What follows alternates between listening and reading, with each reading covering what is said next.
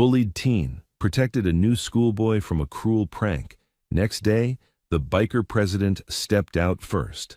The first time Carter Knox heard the phone camera start recording, it was already too late.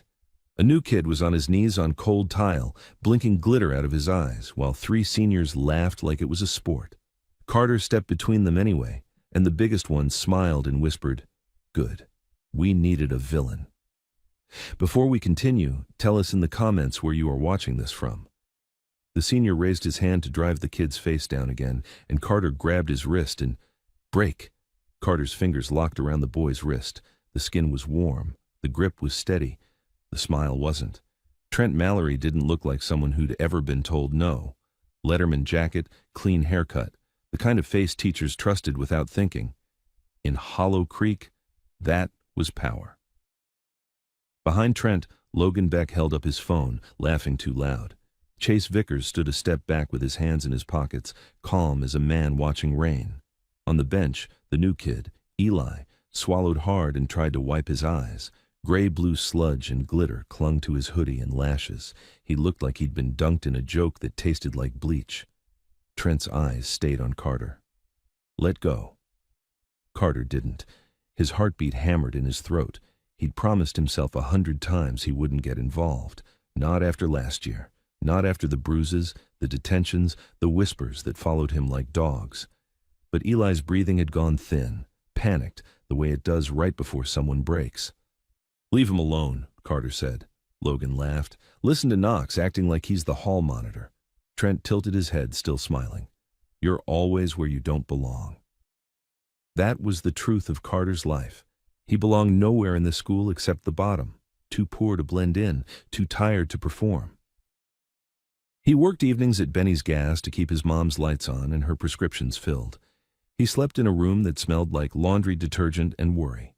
He came to school already losing. Trent pulled his arm once, testing Carter's grip. "You know what's funny?" he said softly. "We didn't even plan for you. Then you walked in and it's like the universe loves me." Eli's voice came out raw. "I just needed my schedule." "That's what we told you," Logan said, mocking. "Freshman packet by the showers." Carter finally understood. Eli wasn't the target. He was bait. Trent leaned closer, phone now in his other hand, the red recording dot bright and hungry. "Say something for the camera, Knox." Carter's stomach dropped. "Turn it off." Trent raised his brows like Carter had asked the sun to stop shining. "Nah, this is public service." Chase moved without warning, one smooth step, and his hand clamped down on Eli's shoulder. He shoved Eli back onto the bench, not hard enough to bruise, just hard enough to steal air and dignity. Eli gagged, stunned. Carter's grip tightened on Trent's wrist. "Don't touch him." Trent's smile sharpened. "There it is." Chase reached for Eli again, and Carter shifted, body between them. Trent took the opening and shoved Carter in the chest. Metal lockers rang when Carter hit them. Pain shot through his shoulder. His head snapped back, vision flashing white for a split second. Logan whooped like they were at a game. "Oh, Knox is swinging." Carter wasn't swinging. He was trying to stand. Trent lifted his phone higher, angling it so Carter looked bigger, closer, dangerous. "Look at this," he narrated, loud and clear. "Carter Knox dragging a freshman into the locker room."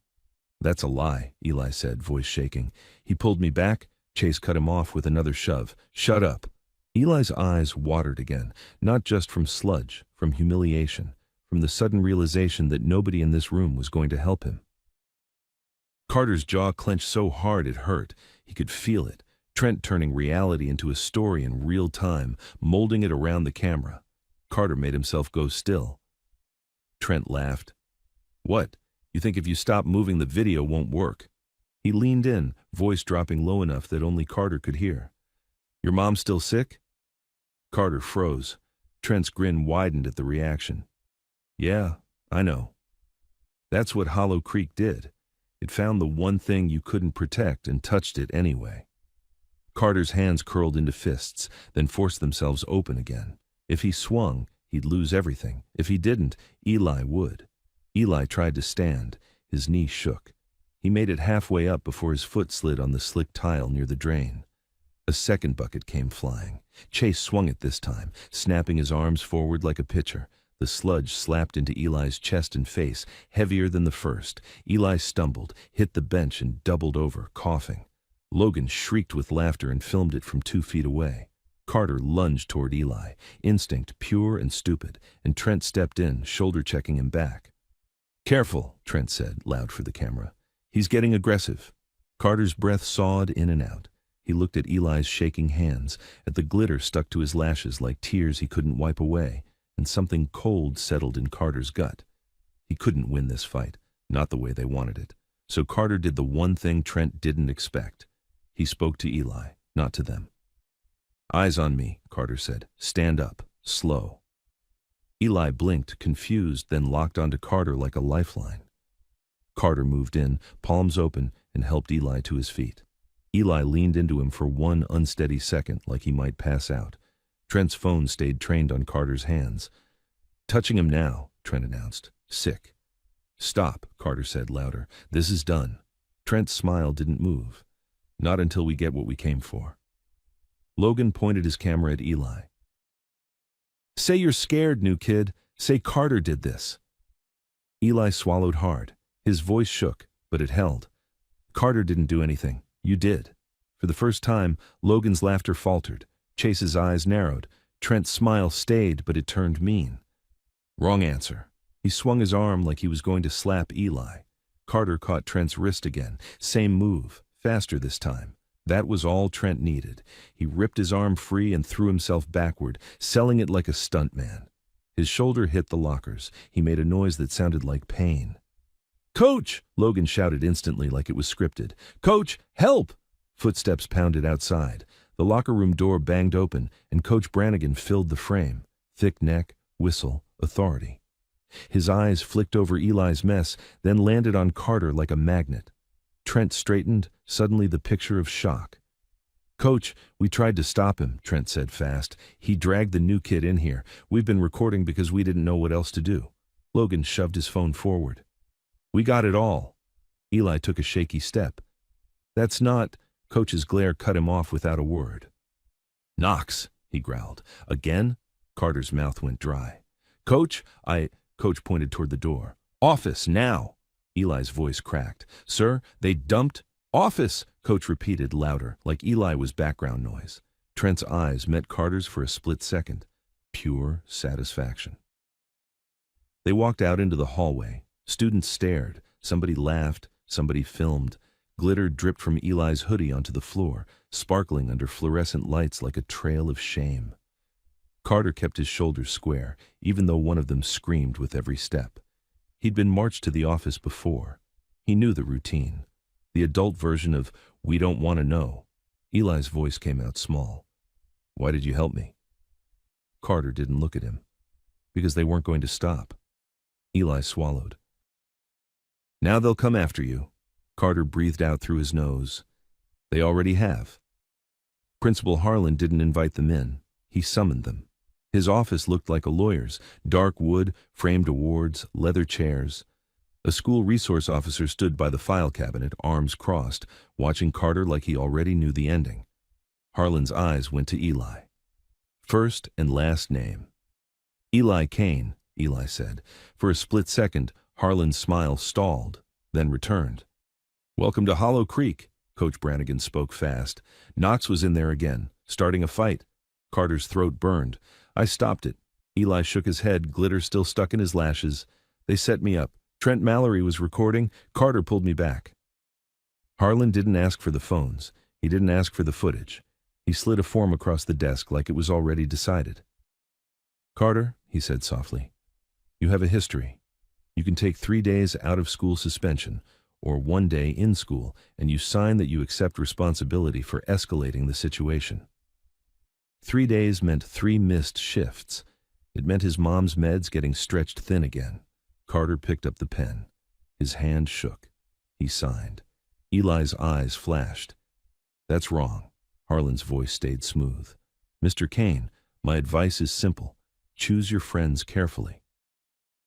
When they stepped back into the hallway, a wave of laughter hit them. Students were huddled over screens, whispering, pointing. Carter heard his name like a punch. His phone buzzed in his pocket. Once, twice, again. He didn't have to look. Trent had posted the clip. At his locker, Carter finally checked his screen. A shaky freeze frame. Carter's hands up, Trent falling, Eli smeared in gray-blue sludge in the background. A caption in all caps, Carter Knox drags freshman into locker room. Views climbed, comments stacked. People he didn't know were laughing at his name. Down the hall, Eli stood frozen, glitter drying on his face like bruises you couldn't wash off. Carter folded the suspension slip, stuffed it into his pocket, and felt the weight of it settle. Heavy, familiar. Hollow Creek hadn't met Eli Kane. It had met a story. Carter didn't sleep. He lay on top of his blanket listening to the house settle, listening to his mom cough in the next room, listening to his phone buzz every few minutes like it had a grudge. When the alarm finally went off, it felt like a joke. He washed his face in the bathroom sink and stared at his own eyes like he was trying to recognize who he'd become overnight. The video was everywhere. Not just the school, local pages, group chats. People who had never said his name before were suddenly using it like it was entertainment. In the kitchen, his mom stood at the counter in her robe, moving slowly, careful with her breathing. The pill bottle sat open beside a glass of water. "You're up early," she said, like early mornings were still normal for them. "Got in school," Carter said. Her shoulders sagged a little, not dramatic, just a tired drop. Again. He hated that word. Again. "It's one day," he lied. "I'll be fine." She didn't argue. She glanced at his phone on the table when it lit up again. Carter flipped it over. "What happened?" she asked quietly. Carter's jaw tightened. "Some guys thought it'd be funny to mess with a new kid. And I got in the middle." His mom stared at the pill bottle like she could count their future in there. "You can't keep doing that, baby." Carter looked away.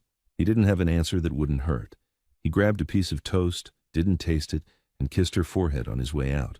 The cold air slapped him awake on the porch. As he walked down the street toward the bus stop, the town looked the same as always. Same cracked sidewalks, same quiet houses, same American flags and dead winter lawns. But it felt different now, like the whole place had tilted and Carter was the only one who noticed. At the stop, 2 freshmen were already there. They went silent when Carter approached. One of them glanced at his backpack, then at his face, and pulled his hood up like Carter was contagious. Carter didn't react. He'd learned a long time ago that reacting was what people wanted. The bus ride was worse. A few kids openly filmed him. A girl whispered, "That's him," like she was pointing out an animal at a zoo. Someone threw a folded paper ball that hit the back of his head and bounced into the aisle. He didn't turn around.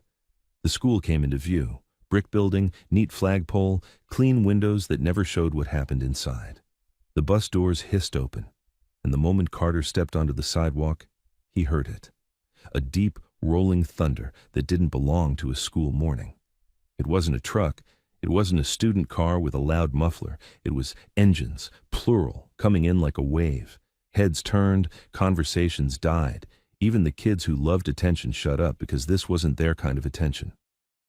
From the far end of the parking lot, a line of motorcycles glided through the entrance in tight formation, not speeding, not showing off, just arriving like they owned the air. Behind them, a black pickup followed, and behind that, another. Carter stopped without meaning to. Everyone did. The bikes parked in a row right along the front curb where parents usually dropped kids off. Chrome flashed in the morning sun, leather jackets, patches, heavy boots hitting pavement like punctuation.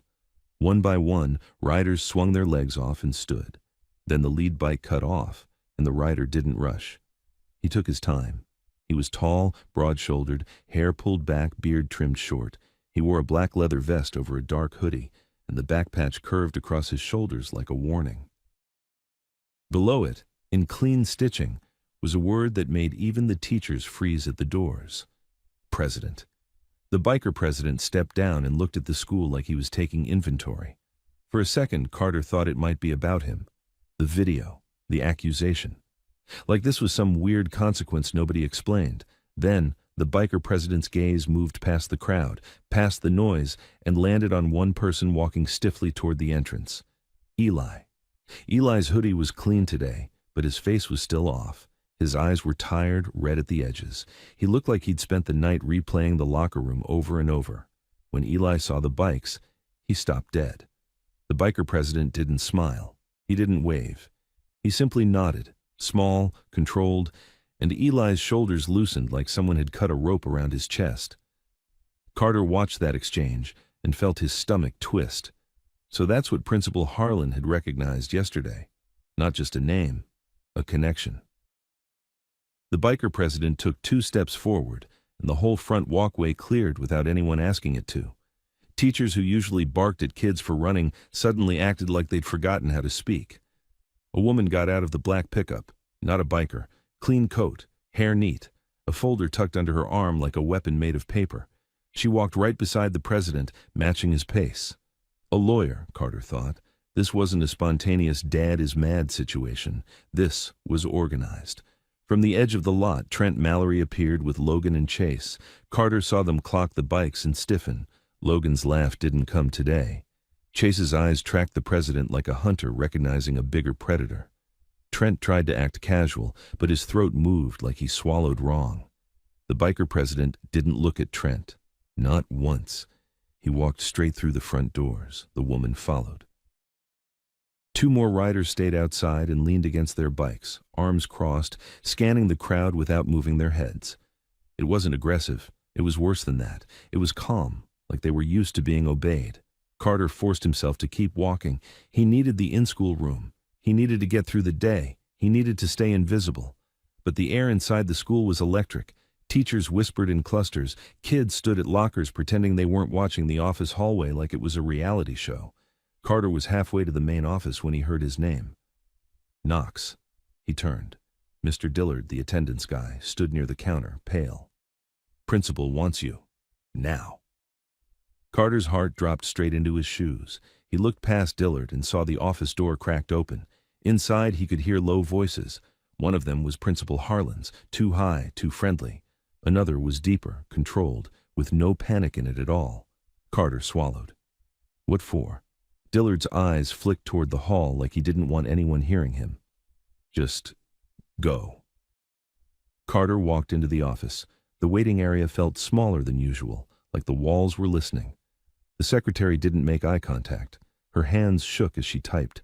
Dillard opened the door to Harlan's inner office and motioned Carter in. Carter stepped through and immediately felt it, pressure, like the room had a different gravity. Principal Harlan stood behind his desk, forcing a smile so hard it looked painful. Coach Brannigan was there too, arms folded, expression unreadable. The school resource officer, Officer Phelps, stood near the window, hand resting on his belt-like habit, and sitting in one of the leather chairs, legs spread slightly, hands resting on his knees, was the biker president. Up close, he looked older than Carter first thought, early 40s maybe. His eyes were sharp, but not wild, the kind of eyes that had seen fear and learned how to use it without raising his voice. The woman with the folder stood behind him, flipping a page calmly. Carter's mouth went dry. Principal Harlan clapped his hands once, too loud. Carter, come in, take a seat. Carter didn't sit.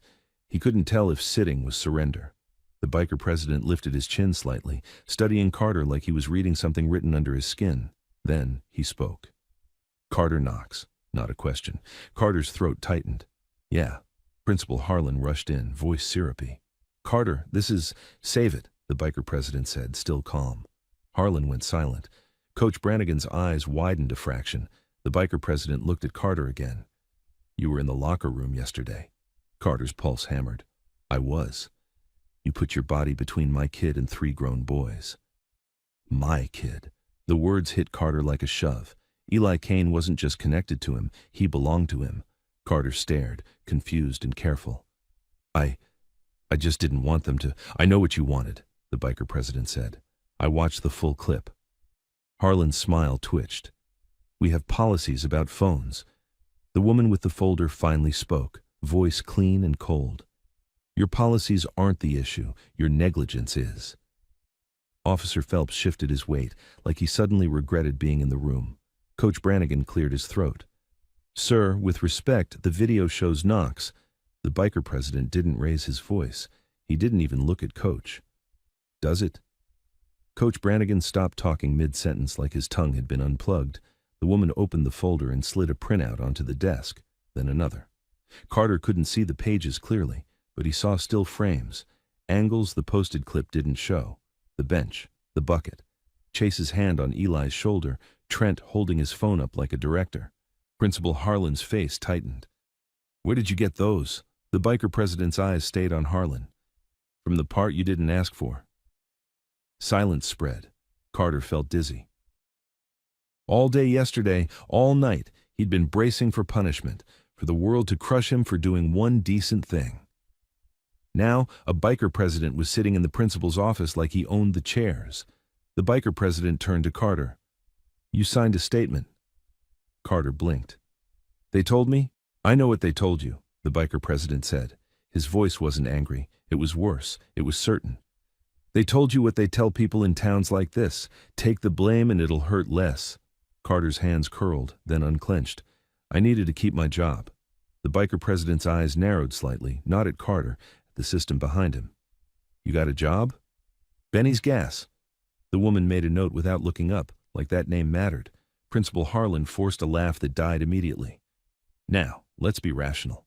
Teenager pranks happen. We've handled it internally." "Internally," the biker president repeated, "meaning you suspended the kid who intervened." Harlan lifted both palms.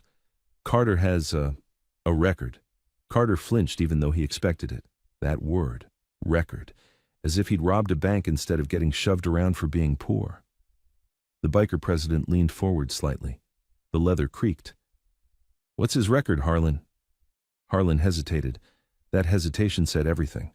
Coach Brannigan tried to jump in again. "Knox has been involved in fights." "Involved," the biker president echoed, finally looking at the coach. "You mean present when other people hit him?" Coach Brannigan's face reddened. "You don't know?" "I know enough," the biker president said. "I know my kid walked into this school and got hunted in under 6 hours. I know you did nothing." Eli appeared in the doorway then, like he'd been standing outside, listening. His hands were in his hoodie pocket, shoulders tight. The biker president didn't soften when he saw him, but his voice shifted, just a degree. "Eli. You okay?" Eli nodded once, but his eyes flicked to Carter like he was checking if Carter was still there, still standing. Principal Harlan tried to regain control. "Mr. Kane, we appreciate parental involvement, but bringing an entourage onto school property is inappropriate." The biker president stood. The room changed instantly. Even Officer Phelps straightened like he was bracing for impact. The biker president walked to the desk and placed 2 fingers on the suspension form Carter had signed, like it was dirty. "You're going to void this," he said. Harlan swallowed.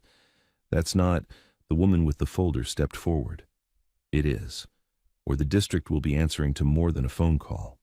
We have timestamps, witness statements, and video evidence of harassment, assault, and administrative retaliation." Coach Brannigan scoffed weakly. "Retaliation?" The woman turned her gaze on him. "You ignored a student reporting an assault in real time. That is retaliation by omission." Coach opened his mouth, then shut it. Harlan's eyes darted to Officer Phelps like he wanted backup. Officer Phelps avoided his gaze. Carter watched it all like he was outside his own body. He wasn't used to adults folding. In Hollow Creek, adults didn't fold for kids like him. The biker president looked back at Carter. "You got anything to say in here? Anything you want on record?" Carter's throat tightened. 100 thoughts fought for space. If he spoke, he'd be making enemies. If he stayed silent, he'd stay alone. He glanced at Eli. Eli's face was tense, but there was gratitude there too. The kind that doesn't demand anything, just remembers. Carter breathed in. "They filmed it," he said. "They planned it. They wanted him to fight back so they could post it." Harlan snapped. "That's enough." The biker president didn't move, but Harlan stopped anyway. Carter forced himself to keep going. "And when I stopped it, they turned it on me. They knew you'd believe them." The words hung in the room. Principal Harlan's face went stiff, like Carter had just said something illegal. The biker president nodded once, like Carter had confirmed what he already suspected. Then he did something Carter didn't expect. He reached into his vest pocket and pulled out a folded piece of paper. He placed it on the desk, then slid it toward Harlan. "What's that?" Harlan asked, voice thin. A request, the biker president said, for every disciplinary report tied to those three boys, Trent Mallory, Logan Beck, Chase Vickers, for the last 2 years, including anything you handled internally. Coach Brannigan stiffened at the names. Harlan's eyes widened. That's confidential, the woman answered instantly.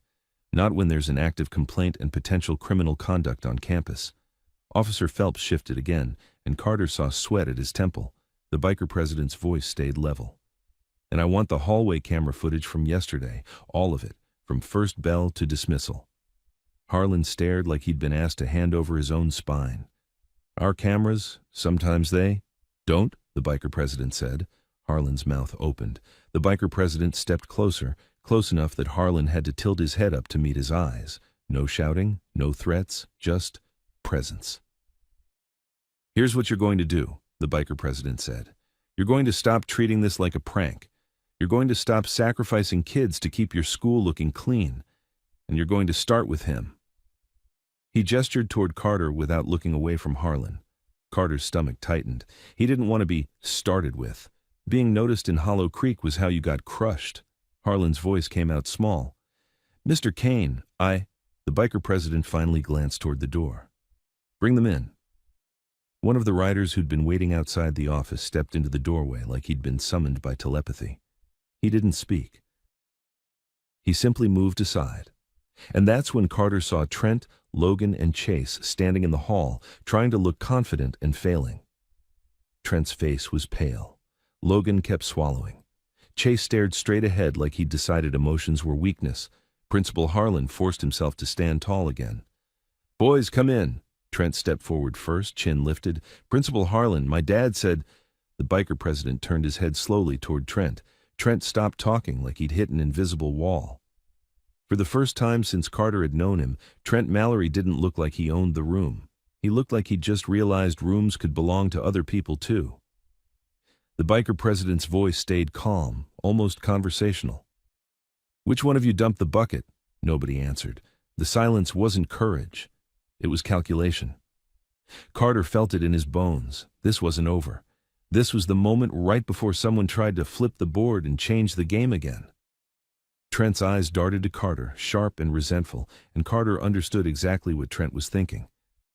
If the biker president was here for Eli, then Carter was just a problem. A loose end. And loose ends in towns like Hollow Creek didn't stay loose for long. Carter's phone buzzed in his pocket again. This time it wasn't a notification from school. It was his boss. Benny's gas, don't come in today, we'll talk later. Carter's chest tightened. While the biker president stared down the three boys in the office, Carter realized something horrible and simple. The town had already started punishing him, quietly, before he even knew the rules had changed. By third period, Carter Knox had learned a new kind of silence. It wasn't the normal silence that followed him down hallways, the one built out of snickers and side eyes. This one was colder, calculated. The kind of silence you get when people don't want to be seen interacting with you because it might cost them something. In-school suspension sat in a long portable classroom behind the gym, a place the school pretended didn't exist. The walls were thin. The heater clicked like it was dying. A crooked motivational poster said, "Discipline is freedom," like it was mocking everyone inside. Mrs. Reddick ran it. She was old enough to remember when the town still had factories, still had jobs that didn't involve serving people richer than you. She didn't talk much. She just watched. Carter took the seat in the back. Two other kids were already there, one asleep with his head on his arms, another tapping his foot like it was wired to a bomb. On the desk in front of Carter sat a packet of worksheets. He didn't touch them. He watched the window instead. From here you could see the front lot if you craned your head. You could see the bikes, still there, parked like they'd grown out of the curb. Two riders still leaned against them, not moving. They didn't look bored. They looked like they were waiting for something specific to happen. Carter's phone vibrated again, and his stomach tightened before he even looked. Mom. He stared at the screen for 3 seconds, not because he didn't want to answer, but because answering meant the world could change with one sentence. He picked up. Hey, he said quietly. His mom's voice was thin. Baby, are you at school? Yeah, what's wrong? There was a pause. He heard a cough, then the sound of her shifting in bed. "Pharmacy called," she said. "They said my refill is on hold." Carter's chest went tight. "On hold? Why?" "They said the doctor has to reapprove it, but the doctor's office says they already did." Carter's mind went straight to numbers. Days left, pills left. How long before her breathing got worse, before the hospital, before bills? He pictured her sitting up in bed trying to catch air while he stood behind a counter selling cigarettes to men who laughed at his name.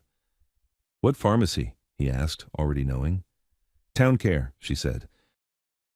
The one place in Hollow Creek that everyone used. The one place that could quietly decide who got to keep living comfortably and who didn't. "I'll call them," Carter said.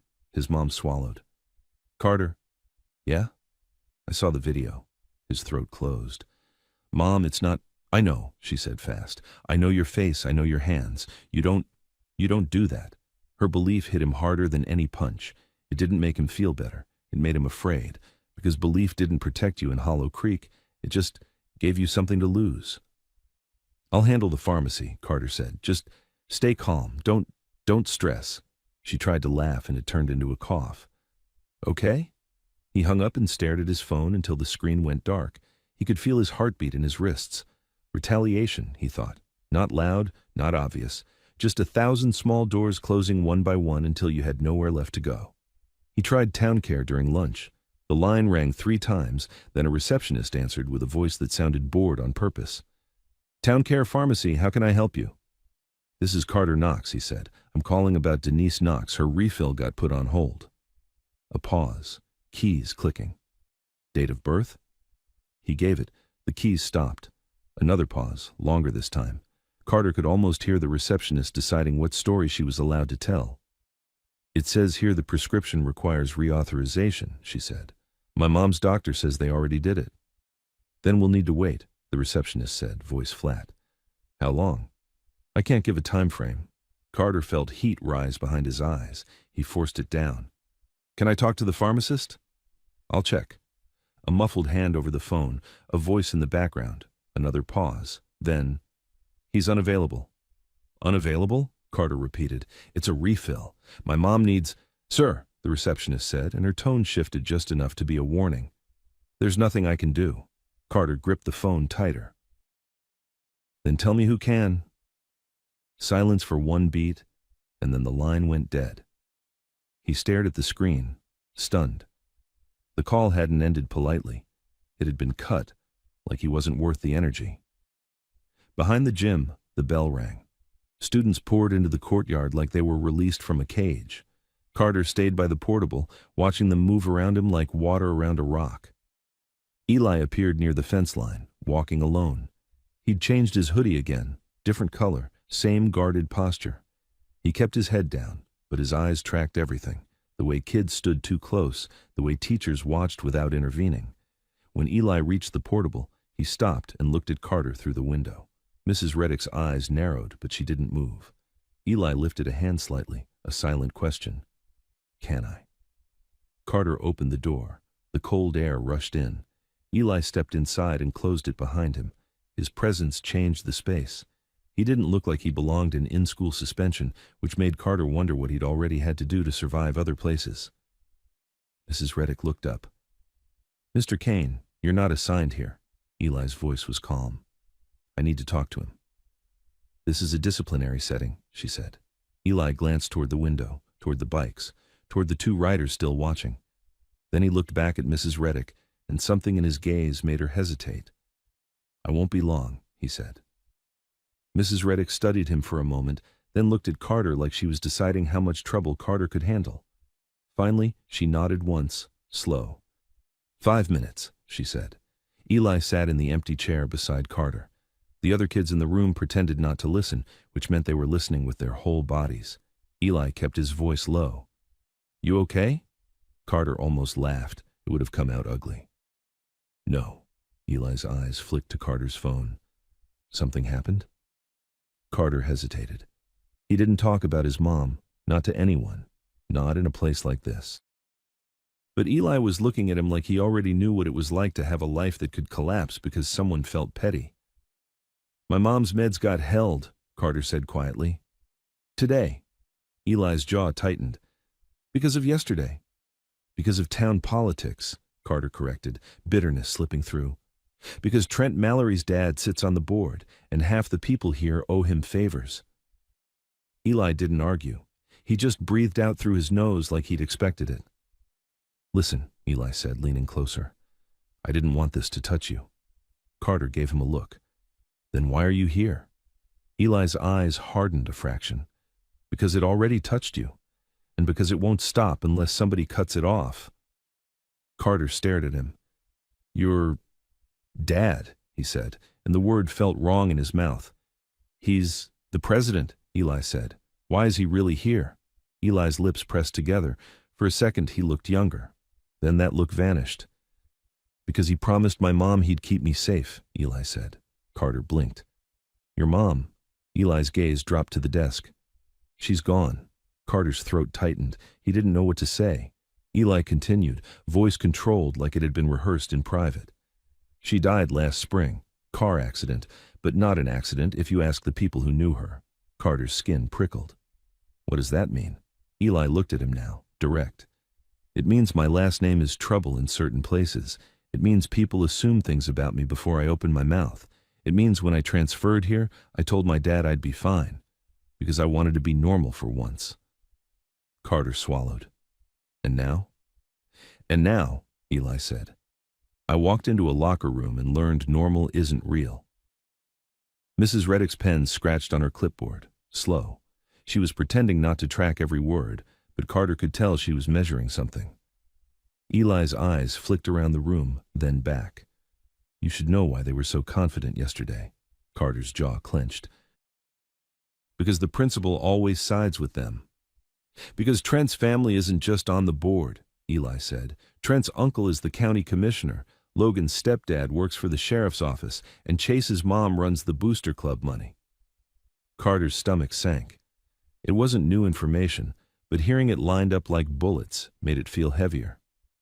Eli leaned in. They're not just bullies. They're a system. And systems don't like being embarrassed. Carter's fingers tightened around the edge of the desk. So your dad's going to scare them? Eli shook his head once. He's not here to scare them. Carter stared. Then what is he here for? Eli's voice dropped. To make them put it on paper. Carter didn't understand. Eli explained quickly, like he didn't have time. My dad doesn't do threats at schools, not anymore.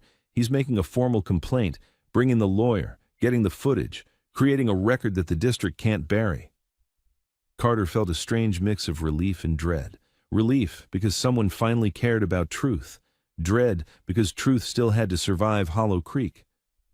What about me? Carter asked before he could stop himself. Because they're already coming for me. Eli's gaze sharpened. How? Carter held up his phone. Boss told me not to come in. Eli's jaw set. Benny's gas? Yeah. Eli nodded once like he'd put another piece in place. They're hitting your money. And my mom's meds, Carter said, the words sharper now. Eli's eyes flashed, anger, quick and real. Okay. Carter almost snapped at him. Okay didn't fix anything. Okay didn't bring back hours or refill bottles. But Eli wasn't saying okay like a teenager. He was saying it like someone who was already moving. I'll tell my dad, Eli said. Carter's head jerked. No. Eli froze. Carter's voice came out low and strained. Don't. Please. Eli stared at him. Why? Because I don't want to owe him, Carter thought. Because owing someone like that means you belong to them. Because if your dad starts fixing my life, the town will decide I'm his problem, and then I'll never get free. Carter swallowed. Because it'll make it worse. Eli watched him, and for a second, Carter thought Eli might argue. Instead, Eli said quietly, It's already worse. Mrs. Reddick cleared her throat. Time. Eli leaned back, but his eyes stayed on Carter. I'm not asking you to join anything, he said. I'm not asking you to be anything. But you need to understand this, Carter. If they can break you, they can break anyone, and they'll do it just to prove they can. Carter held Eli's gaze. So what do you want from me? Eli's mouth tightened. The truth, Carter blinked. I already told, not in a room like this, Eli said. Not where they can edit it. I mean the truth with proof. Carter stared at him. What proof? Eli glanced toward the other kids in the room, toward the door, toward the window. His voice dropped even lower. The full footage exists, Eli said. Not just what Trent posted. Logan had his phone too, and Chase was standing by the lockers near the door. The angle he had would show everything. Carter's stomach twisted. Why would we ever get that? Eli's eyes narrowed. Because people like Chase keep trophies. Carter didn't like that sentence. It sounded too sure, too experienced. Eli stood. I have to go, he said, then paused. Carter, if they come at you today, don't take it alone. Carter didn't answer. He didn't trust his voice. Eli opened the door, cold air rushing in again, and stepped out. When he was gone, the portable felt smaller. Mrs. Reddick went back to her clipboard like she hadn't heard anything at all. Carter sat there until the bell rang again, staring at his math packet like numbers could save him. By the end of the day, the bikes were gone. That should have made the school feel normal again. Instead, it felt like the moment after a storm siren stops, when you realize the warning wasn't for the wind. It was for what the wind was hiding. Carter walked off campus toward the bus lot, trying to keep his head down. He almost made it. A patrol cruiser rolled up beside the sidewalk, matching his pace. The window was down. The air that came out smelled like coffee and authority. Carter Knox, a voice said. Carter's steps slowed. He kept his eyes forward.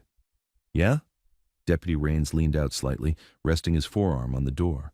His uniform was crisp. His face was familiar. The kind of man you saw at town barbecues, at football games, smiling like he belonged everywhere. Raines didn't smile now. Where you headed? Raines asked. Home, Carter said. Raines nodded like he already knew that. Got a ride? I take the bus. Raines glanced toward the lot where kids were climbing aboard. Bus full today. Carter's stomach tightened. What do you want? Raines's eyes narrowed, just a little. Watch your tone. Carter forced himself to breathe. Sorry. Deputy, I'm trying to go home. Raines looked at him for a long second, then shifted, reaching into the cruiser and pulling out a small notepad like he was about to write something down. Got a report, Raines said casually, that you've been causing trouble again. Carter's throat went dry. A report from who? Raines lifted a brow. You saying you haven't? Carter's fists clenched in his pockets. I didn't do anything. Raines's gaze flicked to Carter's backpack. What you got in there? School stuff. Raines clicked his tongue softly. Mind if I take a look? Carter's heart slammed. He knew his rights in theory. In Hollow Creek, theory didn't matter. Kids were watching now. Some slowed, some lifted phones. Carter felt the familiar trap closing, the story already being written before he opened his mouth. He forced his voice steady. Do you have a reason? Raines's eyes hardened. I have a report. That's not a reason, Carter said, and immediately regretted it. Raines opened his cruiser door. The metal creaked. He stepped out, boots hitting pavement, body blocking Carter's path like a wall. You're getting mouthy, Raines said softly. That biker circus got you feeling protected? Carter's blood went cold. So it was connected. It was immediate. The town didn't wait. I'm not protected, Carter said. Raines leaned closer, voice low enough that only Carter could hear. Then act like it. Carter swallowed. His mouth tasted like metal. I just want to go home. Raines stared at him, then glanced past Carter toward the bus lot. You know what I think? Raines said. I think you like attention. I think you like being in the middle of things. Carter's jaw tightened. I didn't ask for any of this. Raines' eyes narrowed again, calculating. Then his expression shifted into something almost pleasant. Here's how this works, Raines said, still quiet. You stay out of Kane's business. You keep your head down. You stop trying to be a hero. And you might get to keep your little life. Carter's pulse thundered. Raines stepped back, then spoke louder, for the crowd. I'm going to let you go, he said, like he was doing Carter a favor. But if I hear your name again, next time won't be a conversation. He nodded toward the bus. Get out of here. Carter walked away, every muscle tight, refusing to run. He climbed onto the bus and took a seat near the back, staring out the window as the cruiser pulled away slow, satisfied. His phone buzzed again. This time, it wasn't his mom. It was an email notification. Benny's gas. We're going in a different direction. Don't come back. Carter stared at the screen until the letters blurred. different direction, like he was a bad product on a shelf. He shut his eyes for 1 second, breathing in through his nose, out through his mouth, trying not to break in front of 30 people who'd love to watch it. When he opened his eyes, he saw Eli in the seat 2 rows ahead, turned halfway around, watching him like he'd felt the shift in the air. Eli's gaze dropped to Carter's phone, then back to Carter's face. Carter didn't nod, didn't shake his head. He just held Eli's eyes and let the truth sit there without words. Eli's jaw tightened, and in that moment, Carter knew something else with absolute clarity. The biker president's calm morning visit hadn't ended the war. It had started it. The next morning, Carter walked into school like a man walking into a courtroom he couldn't afford. No job, no extra money. A pharmacy that had effectively told him his mom could wait. A deputy's warning still pressed into his ribs like a bruise you couldn't see. And the worst part was how normal everyone acted. Kids laughed at lockers. Teachers sipped coffee. The announcements played like the building hadn't quietly decided who was allowed to breathe and who wasn't. Carter kept his head down and moved fast.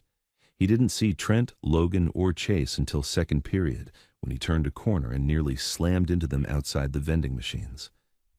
Trent was in the middle, leaning back against the wall like he owned it. Logan's phone was already in his hand, screen angled up.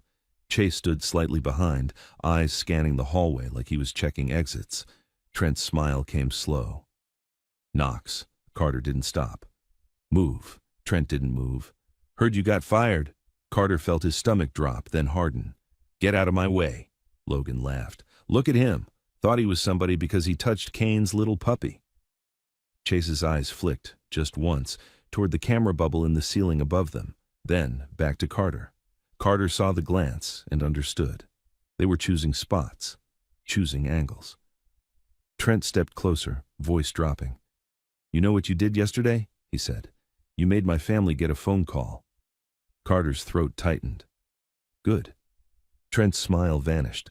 For a second, his face looked like something sharp, raw, ugly under the clean haircut. No, he said. Not good. Logan lifted his phone higher, already recording.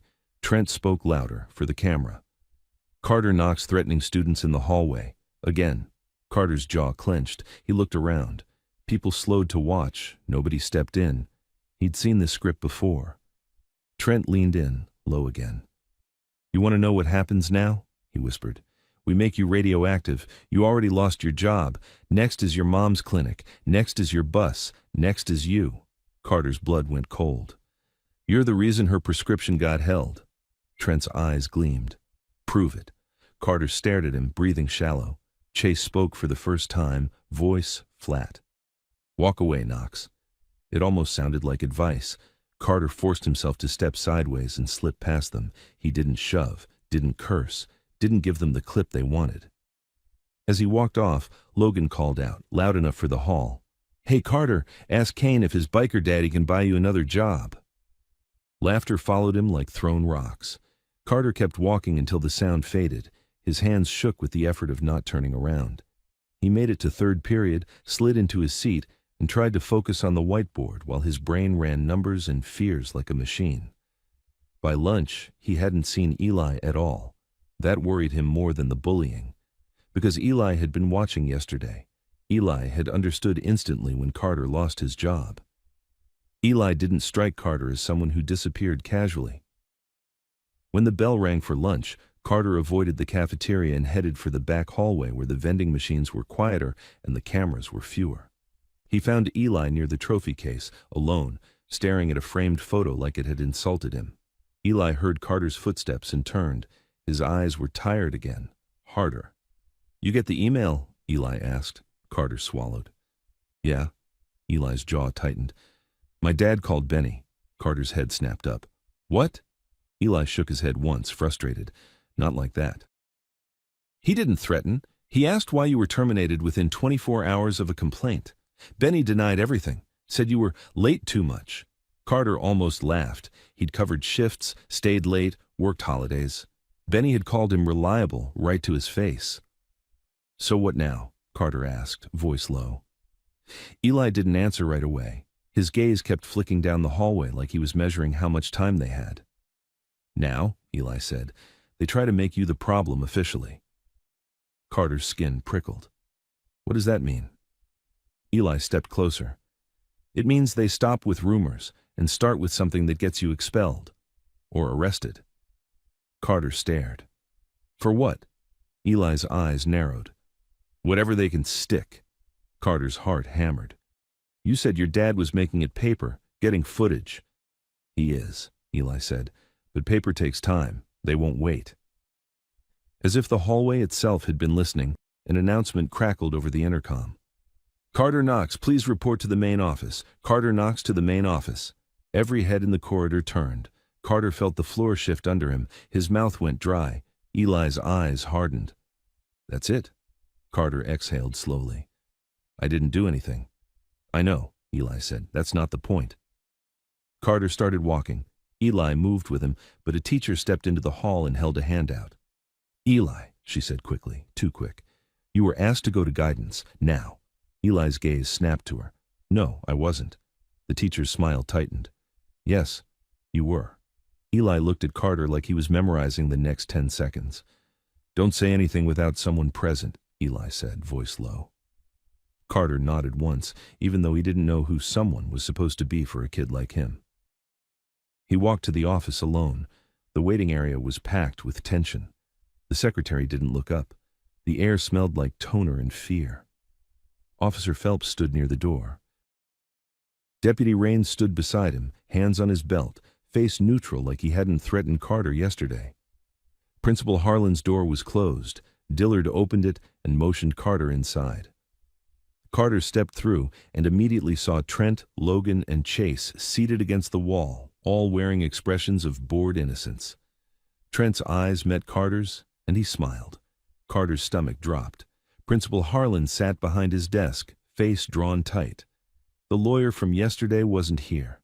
The biker president wasn't here. The room felt different without them, like the town had waited until the big shadow left. "Carter," Harlan said, voice formal, "we have a serious matter." Carter forced his voice steady. "What matter?"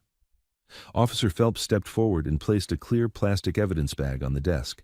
Inside it was a small folding knife, the kind you could buy at a gas station, the kind half the boys in town carried for fishing or bragging, the kind that became something else the moment it was in a bag labeled evidence.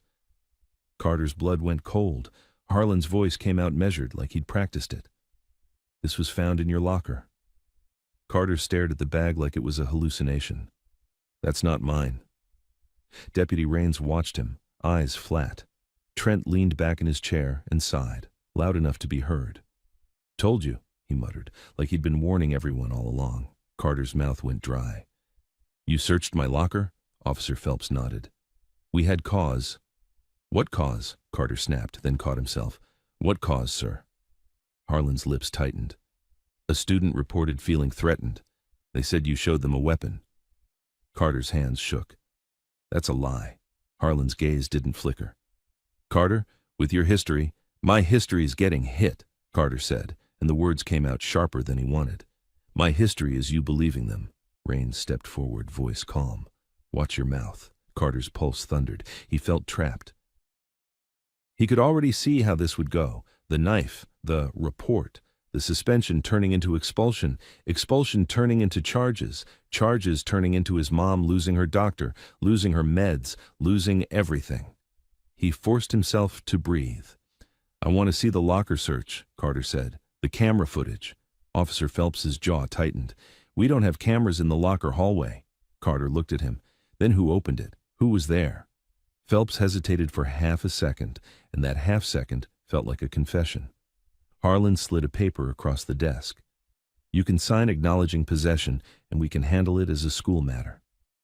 Carter stared at the paper. It looked like yesterday all over again, just worse. He didn't touch it. "I didn't have a knife," Carter said, voice shaking. "Someone put it there." Trent lifted a brow, fake surprised. "So now you're saying we framed you?" "Wild," Logan snickered. Chase didn't react at all. He just watched Carter like he was waiting for a specific mistake. Carter's eyes flicked to the evidence bag again, and then he saw it. A tiny smudge on the plastic near the seal, gray-blue, faint like dried paint or like sludge. His stomach twisted. The locker room sludge, the prank bucket. It wasn't just a knife, it was a signature. Carter's heart hammered as he looked up at Harlan. "Call Eli Kane," he said suddenly. "Right now." Harlan's eyes narrowed. "This has nothing to do with Mr. Kane." "It does," Carter said, "because this is retaliation, because the people who did that to him are doing this to me." Deputy Raines laughed once short. "You're digging deeper." Carter swallowed hard. "I want a parent or a lawyer present." Harlan leaned back, voice colder. "Your mother's at home. She is ill, and you don't have legal representation." Carter felt his face heat. It wasn't just facts. It was leverage. Then the office door opened. Not gently.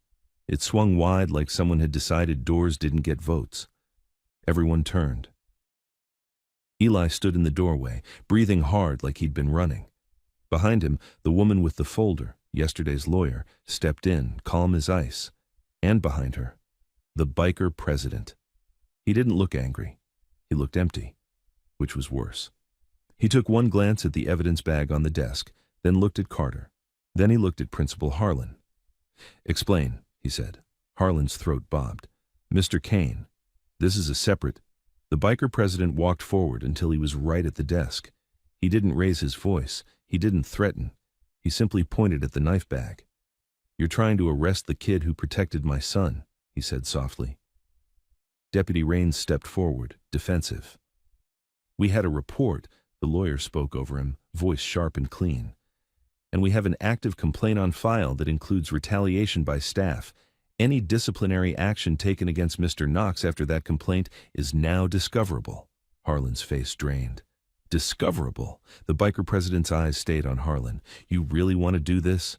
Chase shifted for the first time. His foot tapped once, twice, nervous. Trent's smile cracked at the edges, just for a second. Eli stepped closer to Carter. His voice was low. "Don't speak. Let her." The lawyer opened her folder and slid a phone onto the desk, screen facing outward. "Yesterday," she said, "we requested camera footage and records.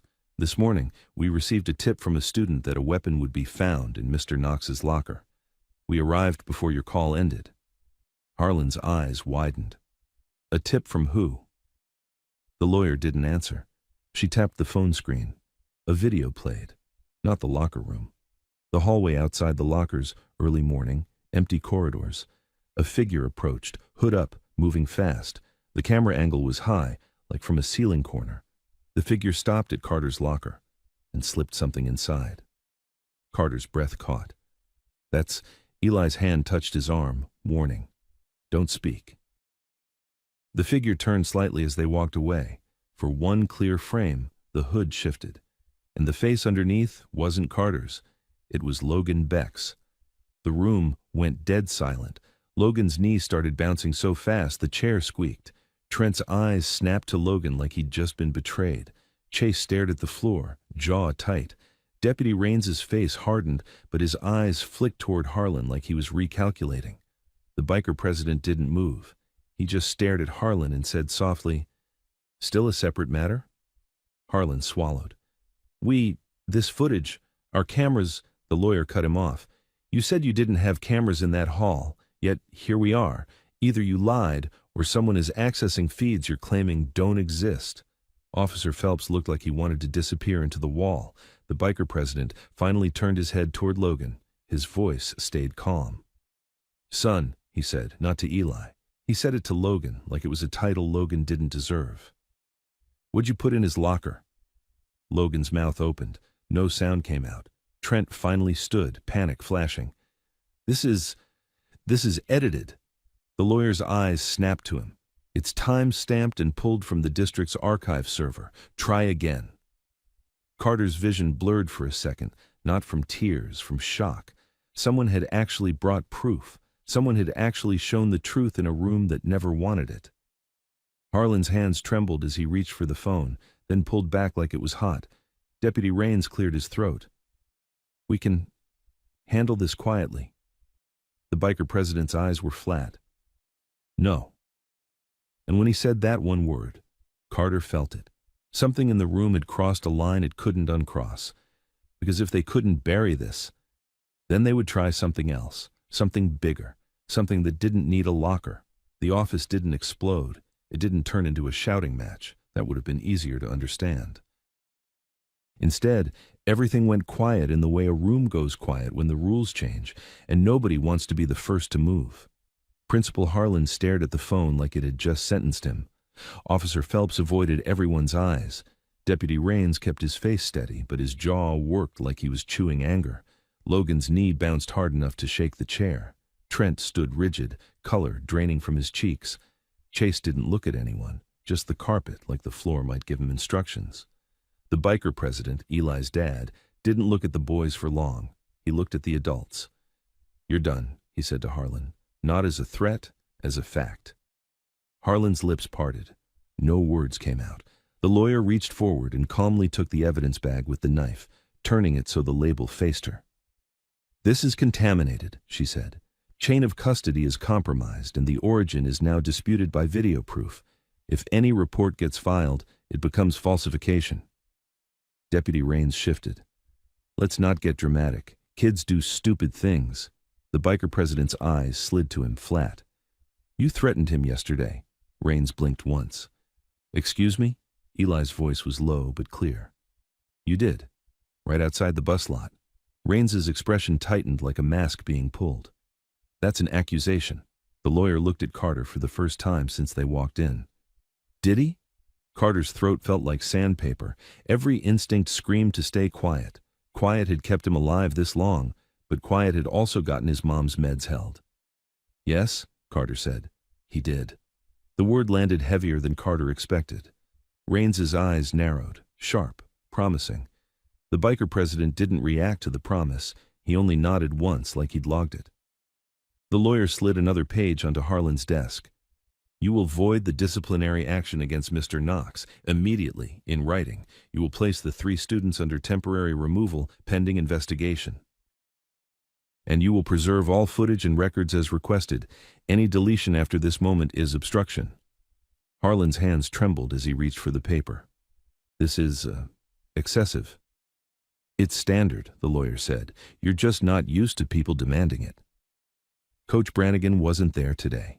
No friendly muscle, no familiar voice to blame Carter, just the office's real hierarchy, paper, badges, and the fear of lawsuits. Harlan picked up his pen like it weighed a pound. He signed. Logan made a strangled noise, half protest, half panic. Trent's eyes cut to Logan with pure hatred now, like he'd realized Logan's stupidity had dragged them all into daylight. Chase's foot stopped tapping. He looked up, finally, and his gaze met Carter's for a split second. Not apology, not sympathy, calculation. The biker president turned slightly toward the boys. "Get out," he said. Trent opened his mouth. "My dad." The biker president didn't raise his voice. He only stepped closer by one pace. Trent shut his mouth and walked out. Logan followed, shoulders hunched. Chase went last, eyes down. Deputy Raines watched them leave, then looked at the biker president. "So what now? You gonna run this school?" "No," the biker president said. "You are, legally, like you're supposed to." Raines's lips pressed together. He looked like he wanted to say something uglier, but the lawyer was already watching him like she had a file open in her head. The biker president turned to Carter. Up close, the man didn't feel like a movie villain or a hero. He felt like someone who'd learned to keep his emotions locked down because emotions got people killed. "You did a brave thing," he said. Carter didn't answer. Compliments felt dangerous, like hooks. The man nodded as if he understood the silence. "My name is Mason Kane." Carter's stomach tightened.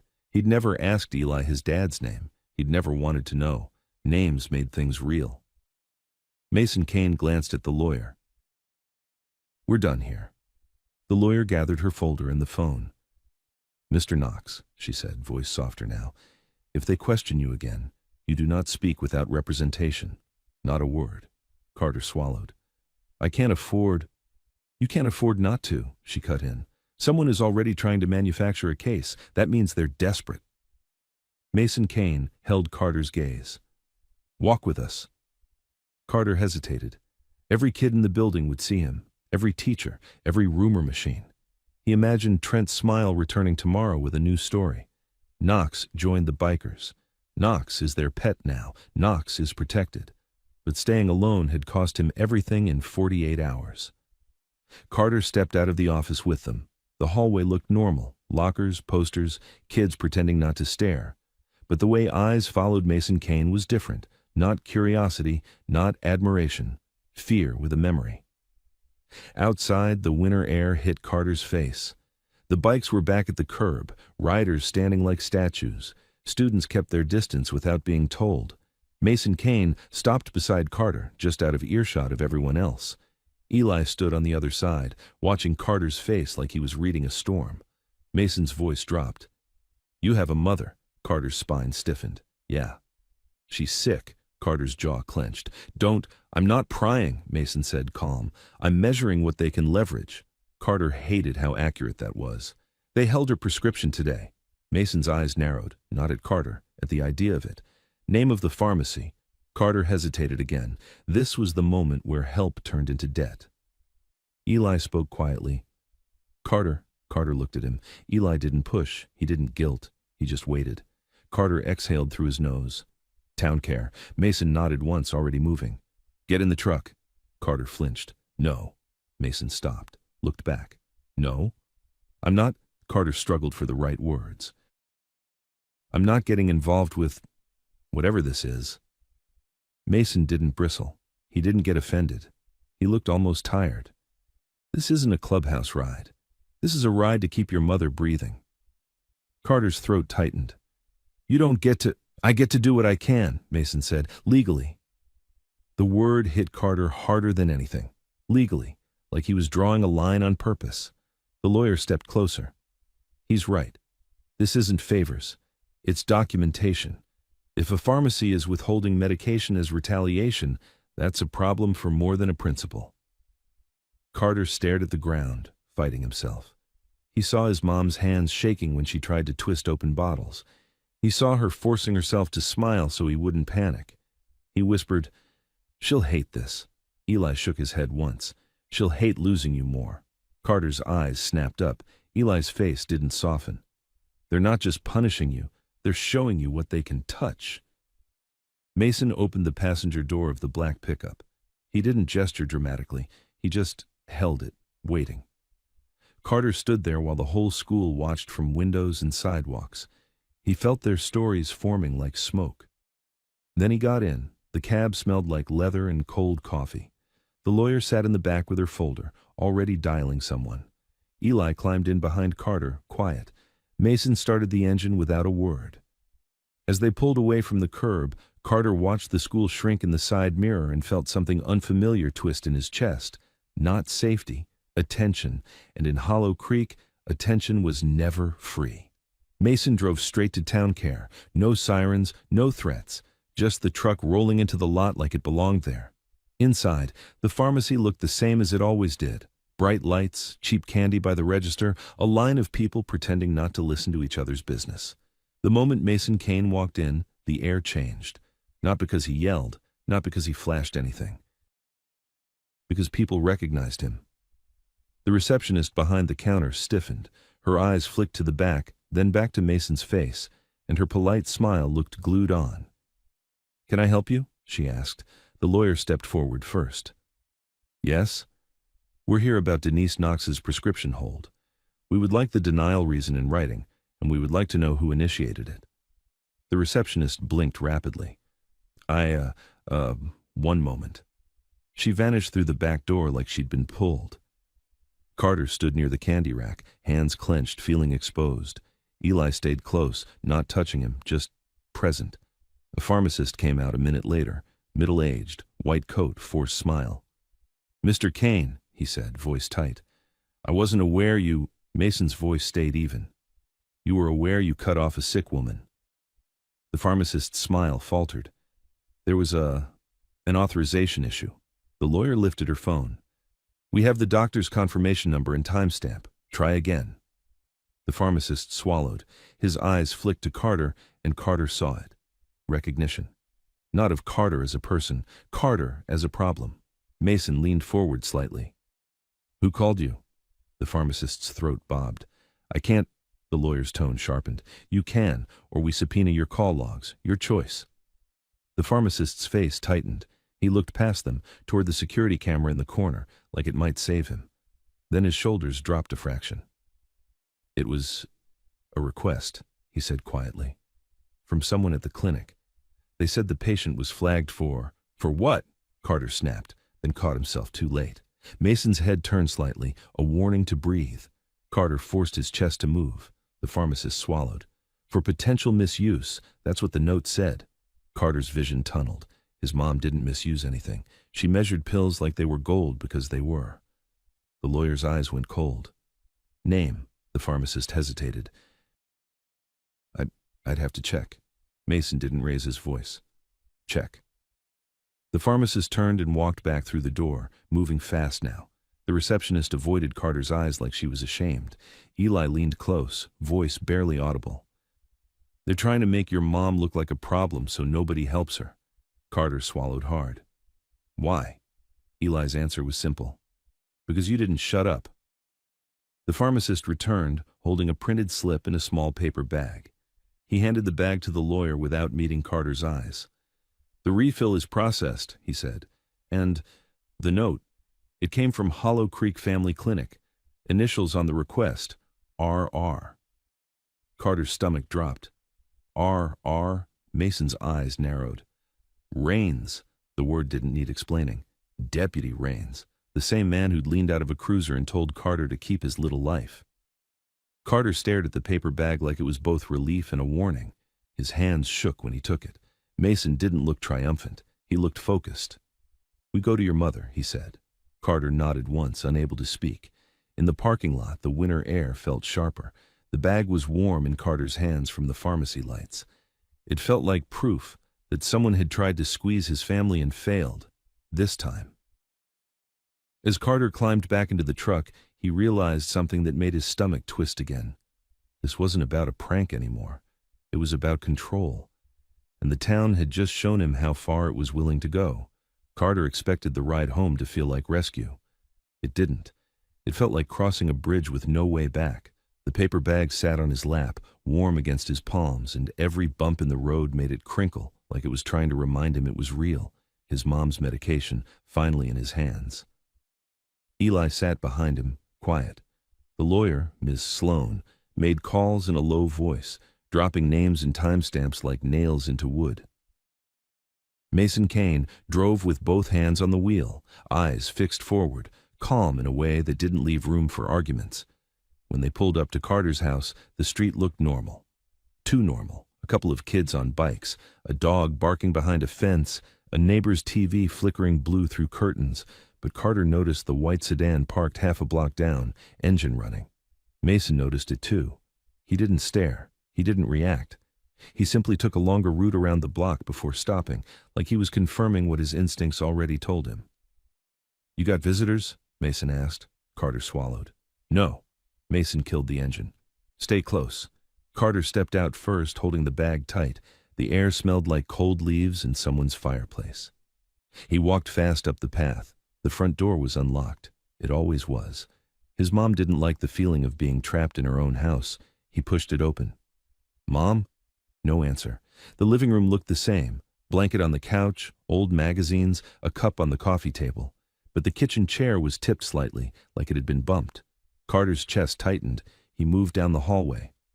Mom, he called again, quieter this time. He found her in the bedroom, sitting on the edge of the bed, hands gripping the mattress. She was pale, breathing shallow. Her eyes lifted to him, and relief flooded her face so fast it almost looked like pain. Carter, she whispered. I tried calling. I got it, he said quickly, stepping closer. He held up the bag like it was a trophy and a prayer. It's here. Her eyes filled. Thank God. Carter knelt in front of her, trying to keep his voice steady. Did anyone come by? His mom hesitated. Carter's stomach sank. Mom, she swallowed. A man, she said quietly. From the clinic. He said there was a concern. He asked questions. Carter's hands curled into fists. What man? I don't know. He had a badge clip. He wasn't friendly. Carter felt heat rise behind his eyes. Did he touch anything? Did he come in? She shook her head quickly. No, he stayed at the door. But he said if the prescription wasn't properly used, they could report it. Carter's throat tightened. That was a threat. His mom looked down, ashamed for being scared. I didn't do anything wrong. I know, Carter said, voice breaking despite him. I know. Footsteps sounded behind him. Carter turned and saw Mason Kane in the doorway, framed by the hall like a shadow that had chosen to be human. Eli stood beside him, Ms. Sloane behind them, already writing. Mason's gaze went to Carter's mom, took in her pallor, her breathing, and then shifted to Carter. Name of the clinic guy? Mason asked. Denise Knox shook her head. He didn't say. Mason nodded once like he'd expected that. He will. Miss Sloane stepped forward gently. Ma'am, I'm going to ask you a few questions. Just facts. Time of day, what he said, what he looked like. That's all. Denise Knox nodded, eyes glossy. Carter stood up slowly, bag still in his hand. He felt like his whole body was vibrating. Relief that his mom was okay, rage that someone had come to her door, fear that this was only the beginning. Mason's phone buzzed. He checked it, then his eyes sharpened. School, he said. Eli's head lifted. What?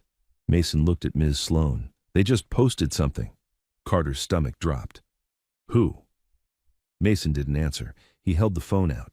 On the screen was a new video, grainy, shaky, recorded from across the cafeteria. A caption in bold letters. Carter Knox threatens students. Now, bikers involved. The clip showed Carter in the vending machine hallway from earlier. Trent's voice loud, staged. It was cut tight to make Carter look like he'd been cornering them. It ended right before Carter stepped away, right before he refused to shove. A comment thread exploded beneath it. Lock him up. Always knew he was trash. Those biker freaks think they own the town. Kid should have been expelled last year. Carter's throat went dry. They're controlling the story. Eli's voice was low. They're trying to force the district to act. Ms. Sloane's eyes narrowed. And they're contaminating potential witnesses with public narrative. Mason scrolled once more, then stopped. His jaw tightened. They tagged the pep rally, he said. Carter blinked. What? Mason angled the screen. A school flyer had been reposted beneath the video. Today, pep rally, full house. Eli understood instantly. Carter saw it in his face. They're going to do something in public, Eli said. Mason's gaze stayed on the screen. They'll try to provoke a reaction. Carter's pulse thudded. From me, Ms. Sloane looked at him sharply. You do not go near them. Carter swallowed. It's at school. Then you stay visible, Mason said. You stay around adults, cameras, witnesses. Carter stared at him. Adults didn't help yesterday. Mason didn't flinch. Then we make it impossible for them not to. Denise Knox looked up, frightened. Carter, please. Carter turned to his mom and forced his voice soft. I'm not doing anything. I'm just going back to finish the day. His mom's lips trembled. They're going to hurt you. Carter wanted to say they already had. Instead, he said, I'll be careful. Mason nodded toward the door. We'll be there. Carter's head snapped up. No, if you show up, it'll what? Mason asked calmly. Make them hesitate? Carter's mouth opened, then closed. The truth was uglier. It would make the town hate him more. It would make him the kid who brought outsiders into their world. But the town had already sent a man to his mom's door. He didn't have the luxury of worrying about popularity. They drove back. This time they didn't park at the curb like earlier. Mason kept the truck in the visitor lot, calm and deliberate. Ms. Sloane walked in first, like she belonged there. Mason and Eli followed, with Carter between them. Inside, the halls were louder than usual. Pep rally day meant energy, screaming, face paint, teachers pretending they liked it. Carter felt every eye on him anyway. Whispers followed like a trail. Biker kid, knife kid, trouble. He caught a glimpse of Trent near the gym doors. Trent saw him and smiled, slow. Logan stood beside him, face tense. Chase leaned against the wall, arms crossed, watching. Carter's skin prickled. He looked away and kept moving. Ms. Sloane spoke to the front office first, quiet but firm. Carter didn't hear everything, only fragments. Preservation, complaint, district liability. Principal Harlan's voice sounded strained, defensive. Then the bell rang. Students surged toward the gym. Carter tried to stay at the edge of the flow, but bodies pushed and pressed, sweeping him along. The air smelled like sweat and cheap cologne.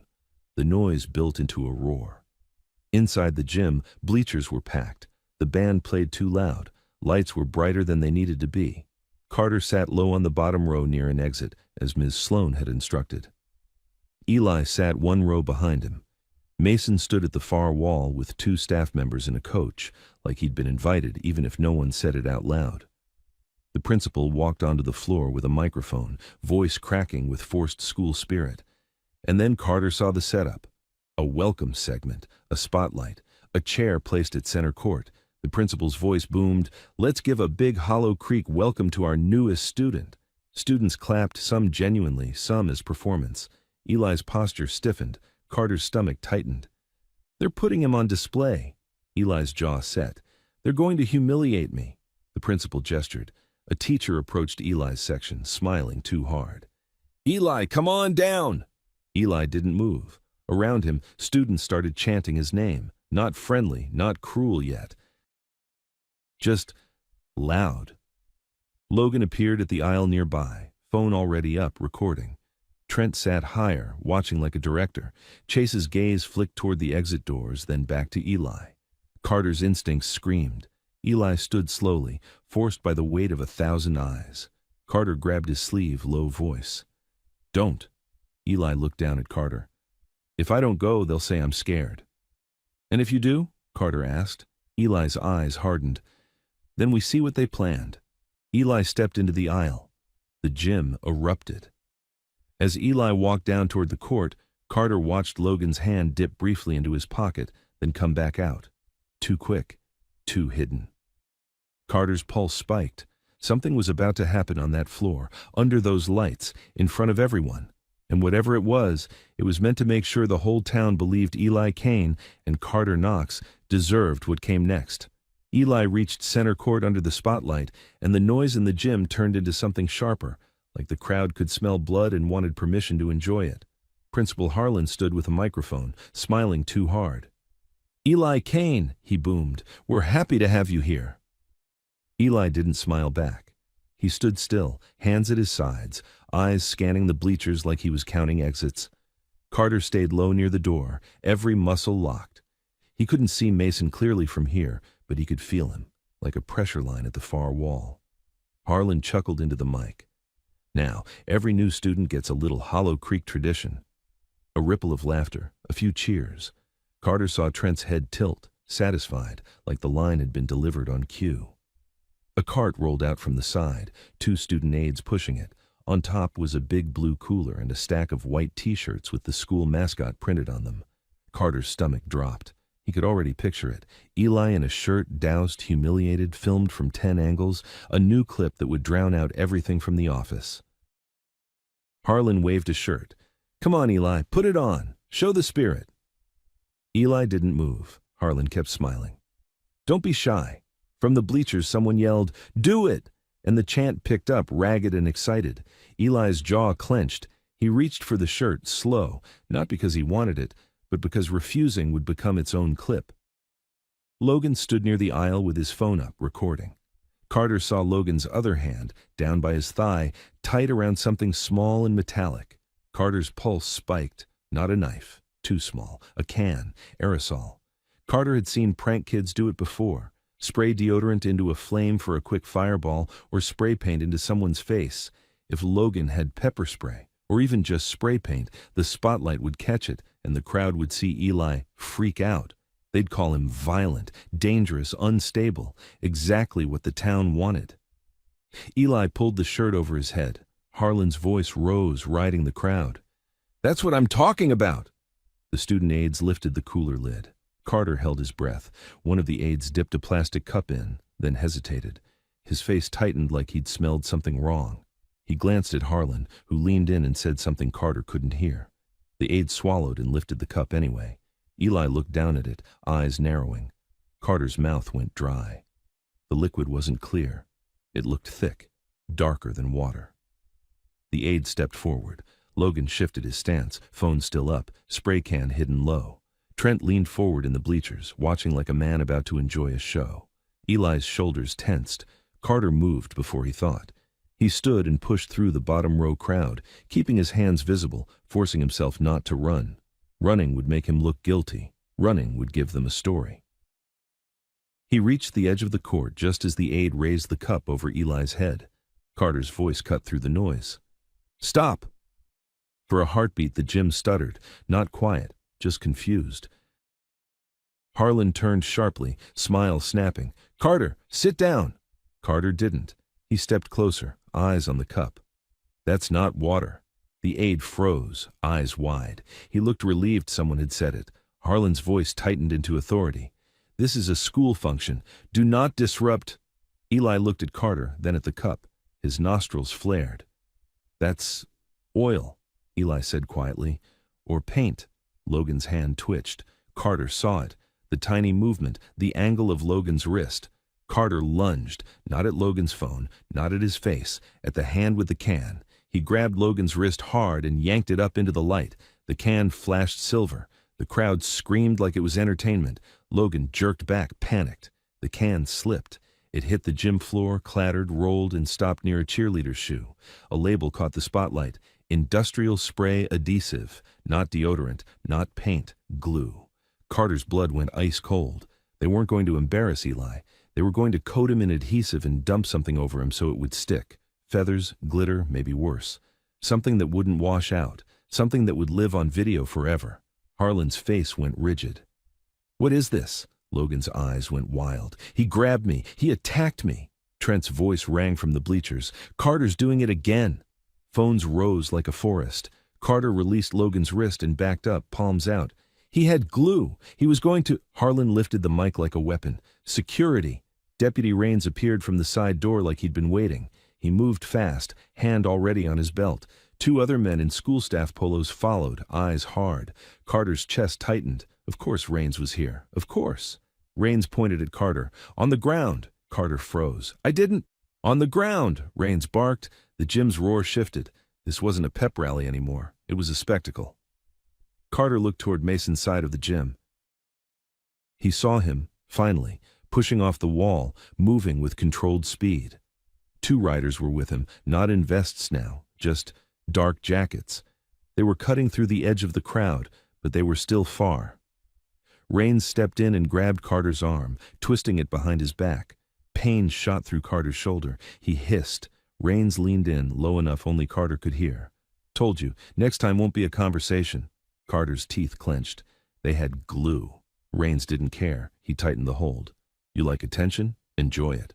Eli stepped forward, voice sharp. He stopped to set up, look at the can. Harlan snapped into the mic. "Eli Kane, return to your seat." Eli didn't move. "That's adhesive. That's not school spirit." The aide with the cup finally spoke, trembling. "It's not water," he said into the chaos. "It smells like motor oil." The crowd reacted, some booing, some murmuring, confusion cracking the fun. Raines dragged Carter toward the side door. Carter's feet slid on the polished floor. He tried not to struggle.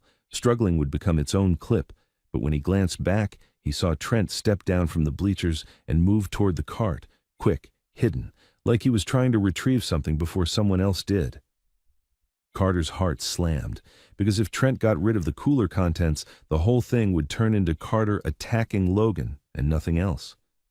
Carter forced his voice loud. "Don't touch the cooler." Trent paused, just a fraction, enough for Mason Kane to see exactly where Trent was. Mason crossed the court with a speed that made the room go quiet in fear, not respect. He didn't run. He didn't have to. He reached the cart, planted a hand on it, and looked at the cooler like he was looking at a crime scene. Ms. Sloan arrived a breath later, phone already recording, her voice cutting through the gym. "Do not move that cart. This is evidence." Harlan's face went paper white. Deputy Raines kept dragging Carter anyway, toward the hallway. Carter's arm burned, his vision narrowed. At the side door, Raines shoved Carter against the wall, hard enough to rattle the exit sign. Carter gasped. Raines' voice was low, vicious. "You just couldn't stay invisible." Carter's breath shook. They were going to do it. To Eli. Raines smiled without warmth. "And now you're going to do time." He pulled out handcuffs. The click of metal sounded louder than the whole gym. Carter's stomach dropped through the floor. Because the second cuffs went on, it wouldn't matter what glue cans or coolers existed. In Hollow Creek, handcuffs were truth. And Raines was about to put truth on Carter's wrists in front of the entire school. Mason Kane's voice hit the hallway like a hammer. "Take your hands off him." Raines paused, just long enough for Carter to feel hope, then crush it. Raines didn't turn. "This is police business." Mason stepped into the doorway, filling it. His eyes were locked on the cuffs. Ms. Sloan appeared beside him, phone still up. "Deputy Raines, you are detaining a minor without probable cause while evidence of a planned assault is on that gym floor." Raines finally looked at her. "He put hands on a student." Ms. Sloan's voice stayed calm. "And you're about to falsify context in real time." Raines's jaw worked. "Back off." Mason took one slow step closer. "You want to arrest someone?" he said softly. "Arrest the kid with the adhesive." Raines's eyes flicked past Mason toward the gym, where the cart sat untouched now, surrounded by staff and students frozen in uncertainty. For the first time, Raines looked uncertain too, not because he doubted Carter's guilt, because he realized there were cameras on him now. And then Raines made a decision Carter didn't expect. He snapped the cuffs shut anyway. Metal bit Carter's wrists. A shock of cold ran through him, and the hallway tilted. Raines leaned in, whispering, "Welcome to the record you keep denying." And Carter understood with sick clarity that this wasn't about a prank or glue, or even Eli. It was about making sure the town still had the power to put a kid like him in chains whenever it wanted. The cuffs didn't just hold Carter's wrists. They held the entire hallway. Students poured out of the gym in a messy wave, phones up, voices overlapping, half chanting, half panicking, everyone trying to be the first to narrate what they'd just seen. Teachers formed a shaky line near the doors, pretending it was crowd control when it was really fear management. Deputy Raines kept Carter pinned to the wall like a trophy. His grip was firm, practiced, and personal. Carter's wrists burned, the metal cut in just enough to keep him aware of every heartbeat. Ms. Sloan's phone stayed pointed at Raines. "State your probable cause," she said, calm as a blade. Raines didn't look at her. "Assault. Interference." Carter swallowed. "I grabbed his wrist. He had the can." "Shut up," Raines hissed low. Mason Kane moved closer, not fast, not threatening, just impossible to ignore. He looked past Raines to Carter's hands, then back to Raines's face. "You're making a choice," Mason said softly, "in a hallway full of cameras." Raines finally turned his eyes toward Mason, and Carter saw it, the tiniest flicker of doubt. Not moral doubt, career doubt, but Raines pushed through it. "You don't run this county." Mason nodded once. "No, but the state does." Principal Harlan appeared in the doorway, sweating through his collar, trying to look like he'd regained control. "Everyone, please. This is being handled." Ms. Sloan snapped her gaze to him. "Then handle the evidence in your gym. Preserve it. Now." Harlan's mouth opened, and nothing came out. A student aide rushed past, pale. "Sir, the cooler. Someone said it smells like oil." "Of course it does," Mrs. Sloan said, and her tone cut through the noise. "And there's adhesive on the floor, and your student is in handcuffs." Raines started dragging Carter down the hall toward the office again. Carter stumbled, forced to keep his legs moving. As they passed the trophy case, Carter caught Eli's face in the crowd, tight, furious, but controlled. Eli wasn't yelling, he was watching, recording everything with his eyes. Eli stepped closer to Mason. "He's taking him." Mason didn't move. "Let him," he said quietly. "He wants a scene. We give him a record." Eli's jaw clenched. "A record can ruin him." Mrs. Sloan's voice stayed level. "A record can also ruin Raines if it's fraudulent." They entered the main office like a storm moved through a doorway. The secretary looked close to tears. Officer Phelps stood up so fast his chair scraped. Raines shoved Carter into a chair near the wall and planted himself in front of him, blocking any easy angle for cameras. Too late. Ms. Sloan's phone was already up, and at least 3 students had filmed from the hall before the door closed. Harlan closed the door and forced a smile that didn't reach his eyes. "Let's all take a breath." Mason didn't sit. "Take the cuffs off." Raines folded his arms. "He's detained." Ms. Sloan stepped closer, voice crisp. "Detained for what specifically? You're alleging assault on Logan Beck?" Raines nodded once. "Witnesses saw it." Witnesses saw him preventing a planned assault, Ms. Sloan replied, and we have video evidence of Logan planting a knife. Your department is already compromised. Raines's face tightened. That video is time-stamped and archived, Ms. Sloan cut in. And now we have a gym floor with adhesive and an altered liquid in a cooler tied to the same group of boys. Harlan tried to interrupt. We haven't confirmed. Mason's eyes pinned him. Confirm it. Silence. Officer Phelps cleared his throat, weak. The cart is being secured. By who? Ms. Sloan asked. Phelps hesitated. By staff. Staff who already lied about cameras, she said.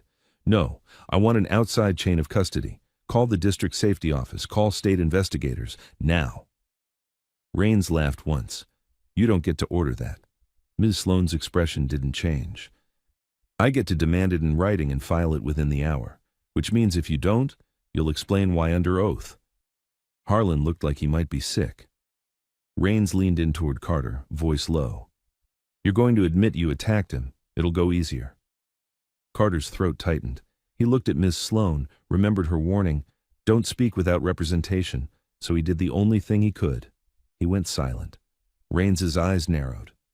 Playing tough? Carter stared straight ahead, wrists burning, heart pounding. Eli stepped forward, voice controlled. Deputy, you're ignoring evidence. Raines finally looked at Eli, and his expression shifted into something like contempt. Stay out of it, kid. Eli didn't flinch. You showed up exactly when the prank started, like you knew. That landed. Even Harlan twitched. Raines's smile returned, thin. Pep rally duty. We keep kids safe. Safe, Mason repeated, quiet. While you cuff the one who stopped it? Raines turned on Mason. You think you can intimidate me? Mason's voice stayed flat. No, I think you intimidate yourself. That's why you need the cuffs. Raines's jaw worked. A knock hit the office door. Hard. Harlan jumped and opened it a crack. A coach spoke fast in his ear. Harlan's face drained further. What? Harlan whispered. The coach said something else. Harlan looked at Ms. Sloan. The cooler, is it oil? She asked. Harlan swallowed. It's mixed. There's something in it. It's not water. Ms. Sloan nodded once. Collect it, seal it, photograph it, and do not let anyone touch that cart without documentation. Raines scoffed, but his eyes flicked toward the door again. He was realizing the gym evidence was becoming bigger than Carter's wrists. Ms. Sloan stepped closer to Raines. Take the cuffs off. He's a minor. He's not a flight risk. And you have no articulated probable cause beyond someone said. Raines's voice sharpened. He grabbed a student. He prevented a coordinated assault, she said, and if you insist on holding him, you will read him his rights and contact his guardian, immediately. Harlan looked at Carter like he'd just remembered Carter had a mother. His mother is unwell, Harlan said quietly, as if that settled it. Ms. Sloan's eyes snapped. Then you should be careful how you leverage that. For a moment, Carter thought Raines might actually back down. Then, Raines made another choice. He pulled out a form from a folder and slapped it on the desk. Detention report. Assault and disorderly conduct. He'll spend the night in juvenile holding until a guardian can pick him up. Carter's stomach dropped. Holding. Night. His mom alone. Eli's face tightened like he'd been punched. Mason didn't move, but the air changed around him. You put him in a cell, Mason said softly, and you better be right. Raines's eyes were hard. I'm right enough. Ms. Sloan's voice turned colder. Then you won't mind that I'm calling the state attorney's office and requesting immediate intervention for potential misconduct. Raines smirked. Call whoever you want. Ms. Sloan didn't argue. She dialed right there, in front of everyone. Speaker off, voice low but fast. Carter sat still, wrists aching, trying not to imagine his mom waking up and not finding him. Then the office door opened again. Not a knock this time, just opened like someone had authority. A man stepped in wearing a plain jacket, no uniform, no school badge. He looked mid-40s, tired eyes, the kind of calm that comes from being called into messes for a living. Behind him was a woman with a tablet and a lanyard that read, District. Raines stiffened. Who the hell are you? The man held up an ID. State investigator. Received a call about a retaliation complaint and possible evidence tampering at a public school. Harlan's face went gray. Raines's expression tightened. "This is local." The investigator looked at Carter's cuffs. "Not anymore." Ms. Sloan finally ended her call and slid her phone into her pocket. "Thank you for coming." The investigator's gaze moved to Mason. Recognition flashed. He knew who Mason was, but he didn't react to it. He reacted to the room. "First," the investigator said, "those cuffs come off. Then we talk about the cooler, the adhesive, and why a deputy is drafting juvenile detention paperwork in the middle of an active complaint." Raines's jaw worked. For a second, he looked like he might fight it. Then he reached down, unlocked the cuffs, and yanked them off Carter's wrists. Carter's hands tingled, pain blooming as circulation returned. He flexed his fingers, trying not to show how close he was to shaking apart. Eli exhaled like he'd been holding his breath for an hour. The investigator pointed at Harlan. "Preserve everything. Phones, footage, records, disciplinary files. You delete anything and I'll treat it like obstruction." Harlan nodded too fast. The investigator turned to Raines. "You," he said. "Step outside with me." Raines forced a calm smile. "Sure." But Carter saw the truth in the deputy's eyes as he walked out. This wasn't over. It had just moved to a level where Hollow Creek couldn't fully control the room anymore. And when control slips, people who crave it don't get quieter, they get desperate. By the time the state investigator finished with Deputy Raines, the school felt like it was holding its breath. Teachers moved differently, quieter, careful. Students still whispered, but the tone had shifted from entertainment to uncertainty. Nobody knew which story to believe anymore, and that made Hollow Creek restless. Carter sat in the nurse's office with ice wrapped around his wrists. The skin was red where the cuffs had bitten. It stung, but that wasn't the pain that bothered him. It was the thought of his mom alone in their house while men with badges made phone calls about her prescriptions. Eli stood near the door, arms folded, watching the hallway like he expected something to sprint out of it. Every few minutes his eyes flicked to Carter's hands, then back up, like he couldn't decide whether to be angry or relieved. Mason and Ms. Sloan were in the main office with the investigator, giving statements. Carter could hear muffled voices through the wall, adult words like liability and preservation and retaliation, words that sounded powerful but didn't guarantee safety. A nurse walked in, gentle. "You can go home, Carter. They're releasing you for the day." Carter stood, ice pack slipping. "I need to call my mom." The nurse nodded, already handing him the phone. His mom answered on the second ring, breathy. "Carter?" "I'm okay," he said quickly. "I'm coming home." A pause, a shaky inhale. "They called me," she whispered. Carter's stomach dropped. "Who?" "The clinic," she said. They said a deputy came by and warned them about drug misuse again." Then another call came right after, someone from the district, I think, asking if I was safe, if anyone came to my door. Carter closed his eyes. "Did anyone come?"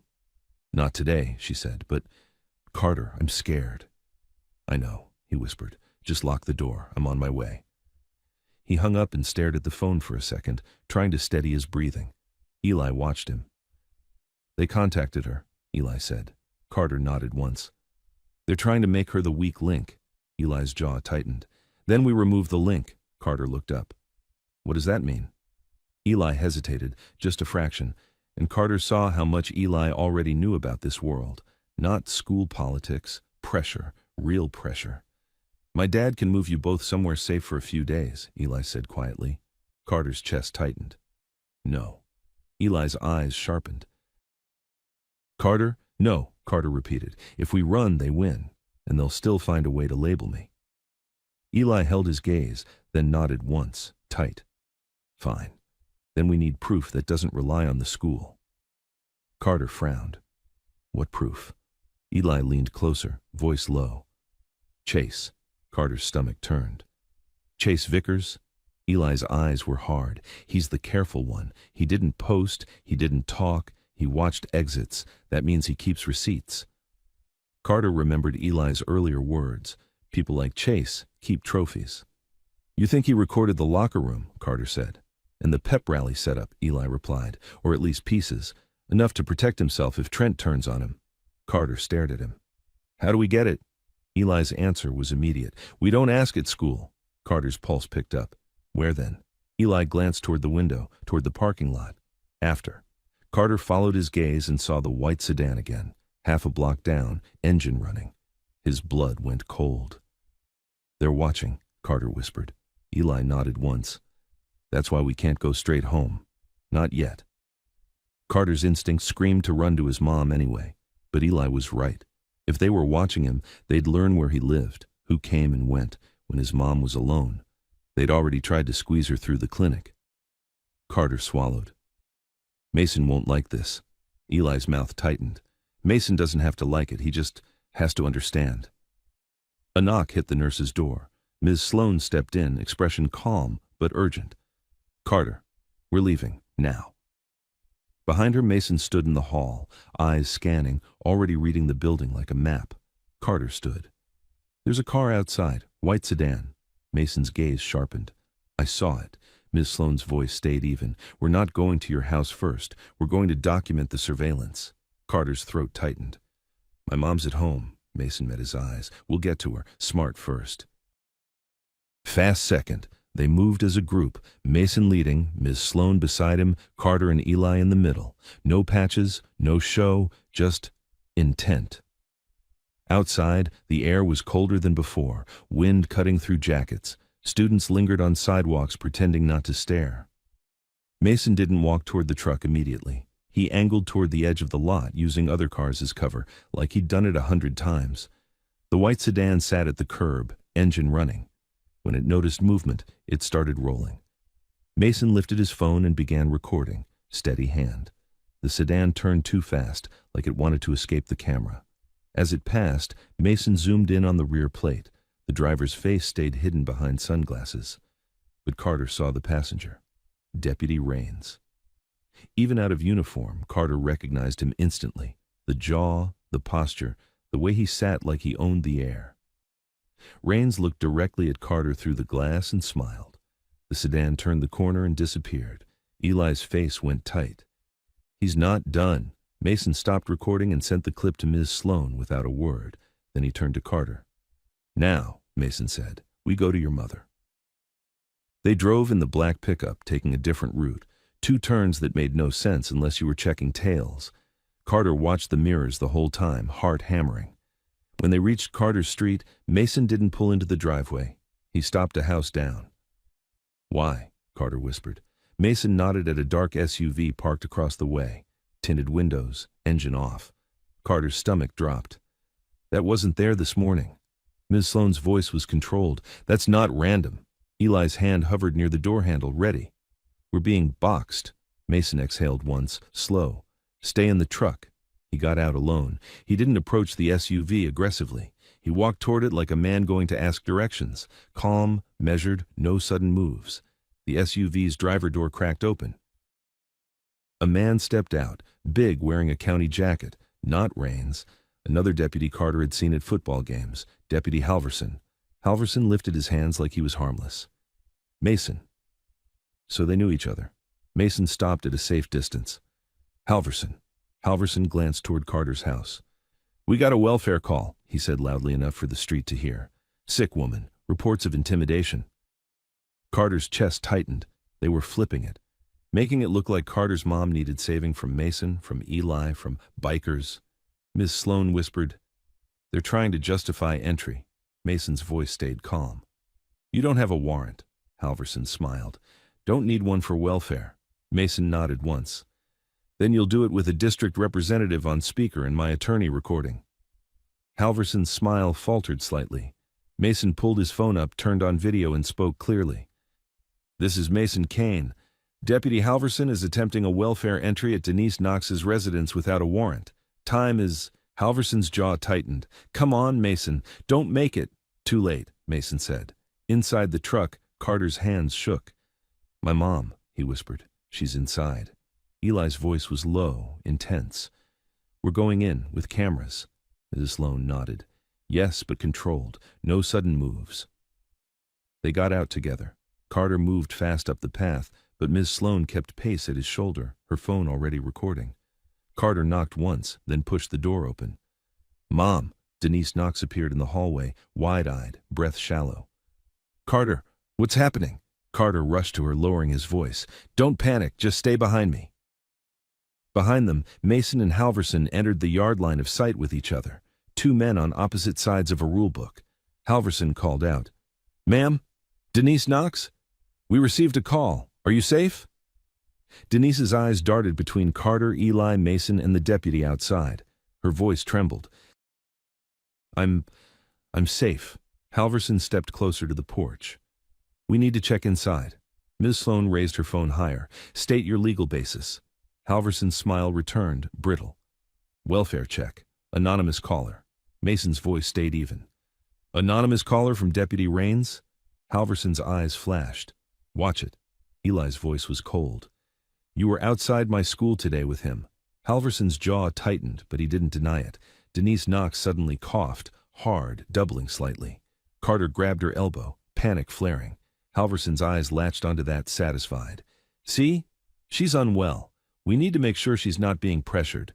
Ms. Sloan stepped forward, voice sharp. "You are not entering this home without consent, and she is stating she is safe." Denise forced herself upright, breathing shallow.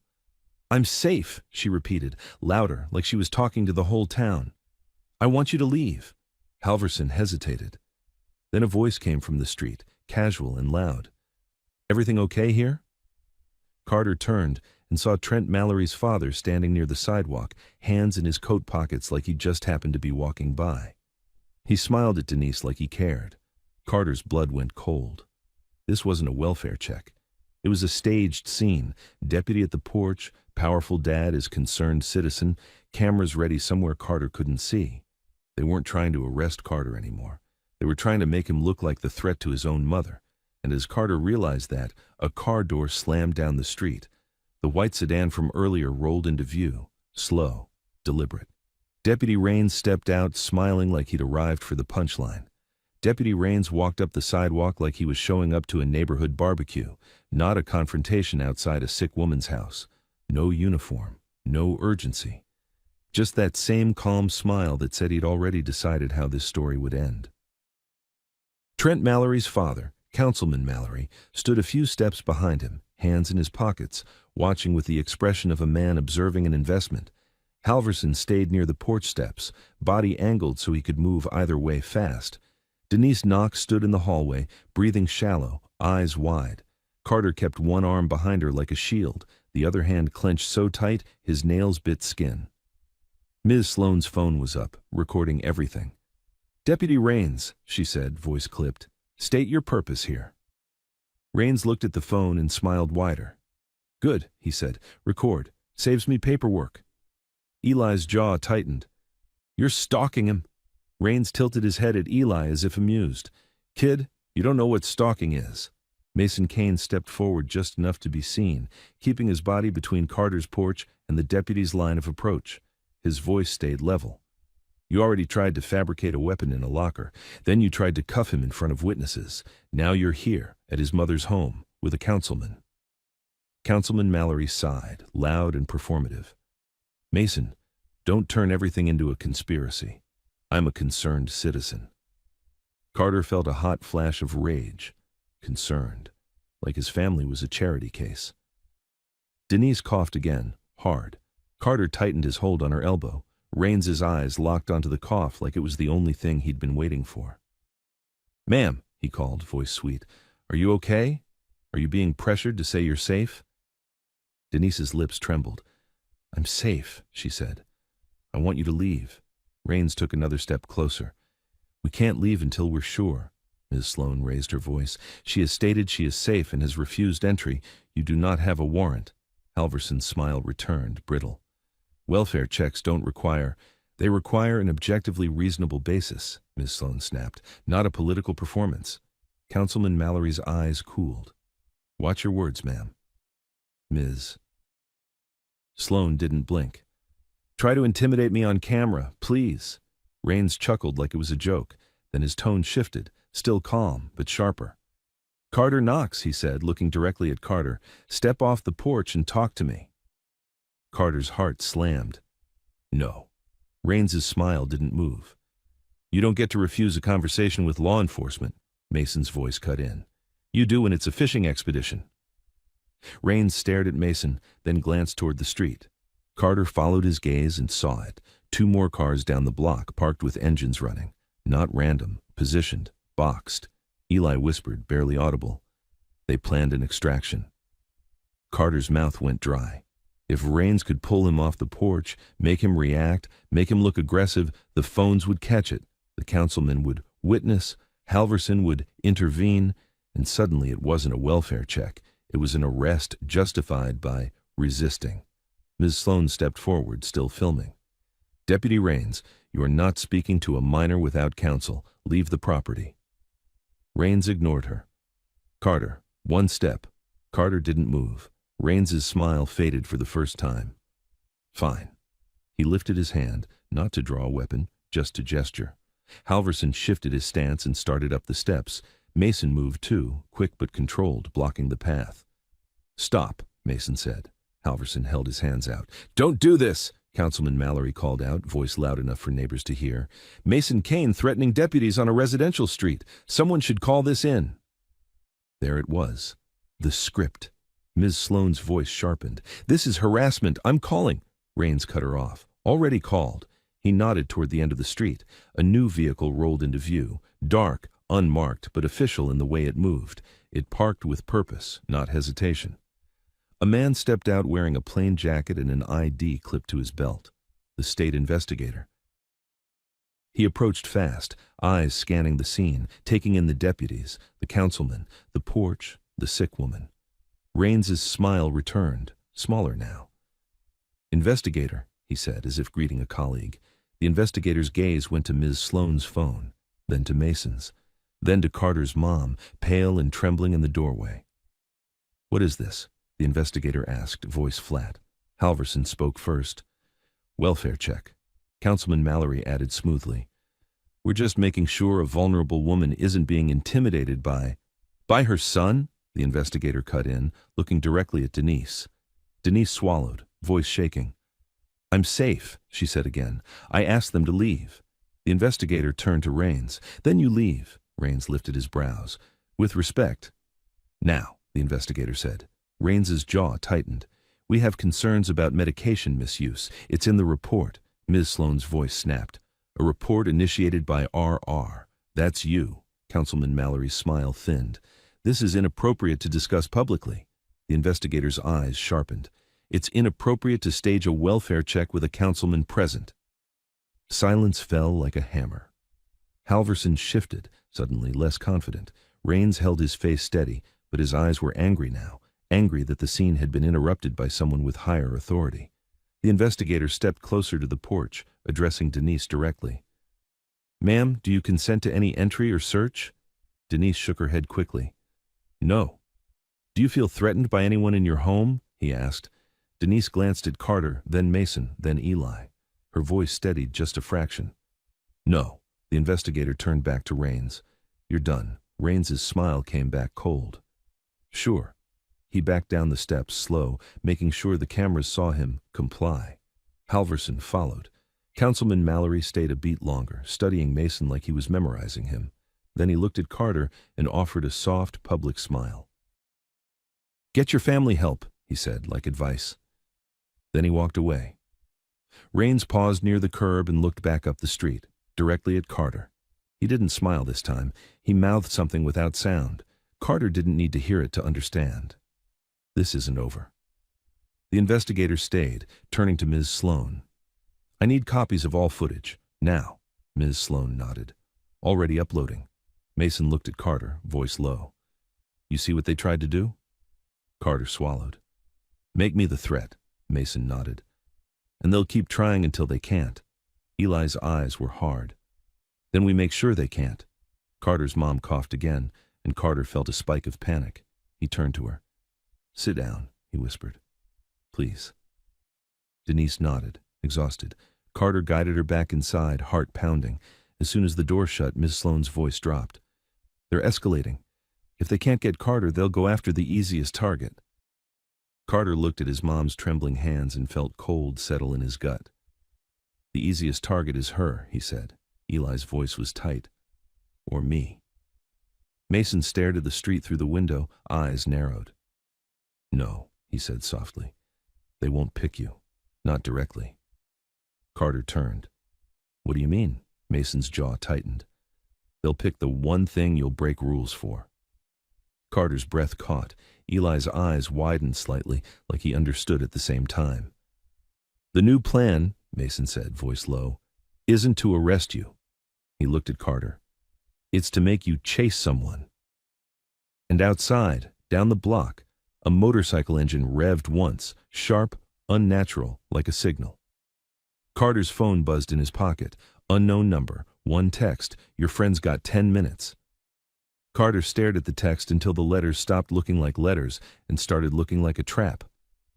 Your friend's got 10 minutes. His throat went dry. Eli, he said, voice low. Eli was already leaning in, reading over Carter's shoulder. His face didn't change much, just tightened, like a lock clicking into place. That's not about you, Carter whispered. Eli shook his head once. It's about you, through me. Miss Sloane stepped closer, phone still in her hand. Do not respond, she said instantly. We treat this as a threat. We document. We escalate to state. Mason cut in, calm and brutal. They're trying to pull Carter away from the house. Denise Knox coughed from the couch, exhausted. Carter's eyes flicked to her and his chest clenched. He couldn't leave her, not now, not when deputies had just been on the porch. Eli's phone buzzed, one vibration, then another. Eli looked down, and the color drained from his face. He didn't speak for a second. Then he turned the screen toward Mason. A photo, a dim image, shot in motion, a gloved hand gripping the back of a hoodie, Eli's hoodie, yanking him forward. The angle was wrong, the lighting bad, but the message was clear. Then a second photo came in, a close-up of Eli's school ID card on a dirty concrete floor, then another text. 10 minutes. Come alone. Carter's stomach flipped. This is insane, he said, voice shaking. We're inside. They can, Mason said. Not from here, from before, from school, from the crowd. They had eyes on you all day. Ms. Sloane's voice sharpened. We call the investigator. Now, this is kidnapping. Eli swallowed, forcing his voice steady. If we call, they hurt him. Or they hurt him anyway, Ms. Sloane snapped. This is coercion. Mason held up a hand, quieting the room without raising his voice. He looked at Eli. They didn't grab you. Eli blinked. What? Mason's eyes were sharp. They didn't grab you. They grabbed someone as your friend. Who's with you most publicly right now? Eli's face tightened. Carter. Mason nodded once. So, your friend could be Carter, or it could be a lie to make Carter run. Carter's heart hammered. Then why send Eli the photo? Eli's voice was tight. Because they know I'll react. Ms. Sloane stepped closer, tapping her phone screen fast. I'm looping in the state investigator and requesting immediate. Mason didn't stop her, but his gaze stayed on Eli. Where did the message come from? Eli checked the number. Unknown. No caller ID. Burner. Mason's jaw tightened. Okay, no one goes alone. No one goes loud. We do this the clean way. Eli's eyes flashed. There is no clean way. Mason's voice stayed level. There is if we control the variables. Carter looked from Mason to his mom. Denise watched them with fear, her hand trembling on the blanket. Carter swallowed. I'm not leaving her. Mason nodded. You're not. Eli's not. Ms. Sloane stays with Denise. 2 of my guys stay outside. We create a perimeter. Eli's eyes widened. Perimeter for what? We don't even know where. Mason held up Eli's phone. They want a meeting location. It'll be somewhere they think they can control. Abandoned lot, service road, old mill. They'll pick a place with 1 entry and 1 exit. Ms. Sloane looked up. You're guessing. I'm reading them, Mason said. Then he looked at Carter. Did the text give any location? Carter checked his phone again. Nothing else. Eli's phone buzzed a new message. A pin drop location. Old River Yard, back gate, 9 minutes. Carter's stomach tightened. Old River Yard was a dead industrial spot outside town. Rusted fencing, gravel, half-collapsed warehouse. Everyone used it as a shortcut. No cameras, no lights. Eli's voice went flat. They picked the dark, Mason nodded once. We go. Carter's mouth opened. No, we call the investigator. Ms. Sloane already had her phone at her ear. He's on his way, she said, covering the mic, but he's not teleporting. Eli's jaw clenched. 9 minutes. Denise Knox whispered. "Carter, please don't." Carter turned to his mom, forcing calm into his voice. "I won't do anything stupid," he lied. Mason grabbed keys off the counter. "Sloan, stay here. Keep recording." Doors locked. "If anyone approaches, call 911 and the investigator simultaneously." Ms. Sloan nodded, face tight. "I'm not letting you do something reckless." Mason didn't react. "Then don't. Let me."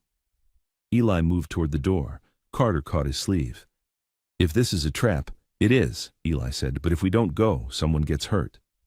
"Or we get hurt," Carter shot back. Eli's eyes hardened. "Then we don't go like victims."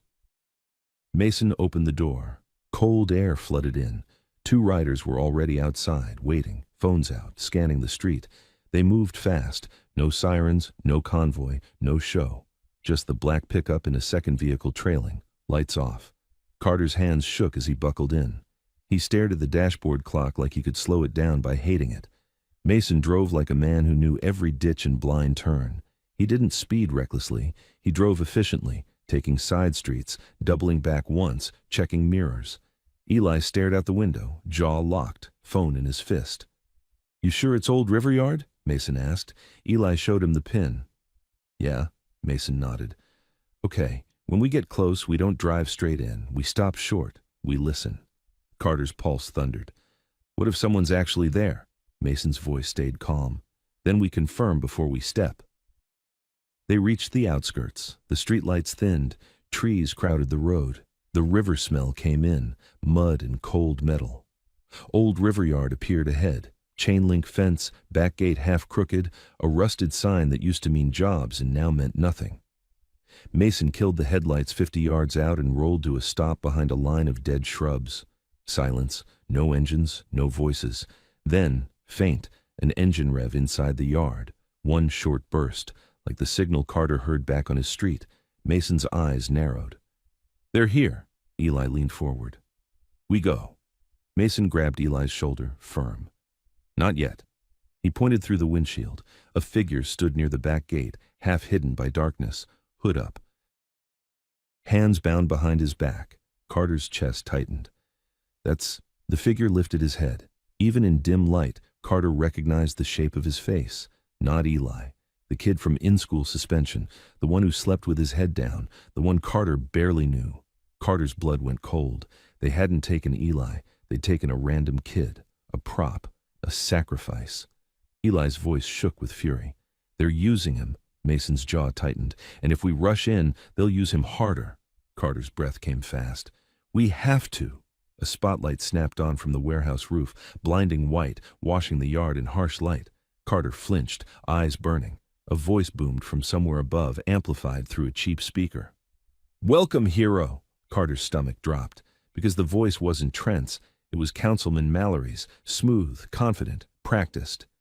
"Step out, Carter Knox," the voice continued. "Alone, hands up, let's show the town what you really are." And at the edge of the light, Carter saw them, shapes moving behind stacked pallets, silhouettes with phones, and one familiar posture leaning against a post like he owned the scene.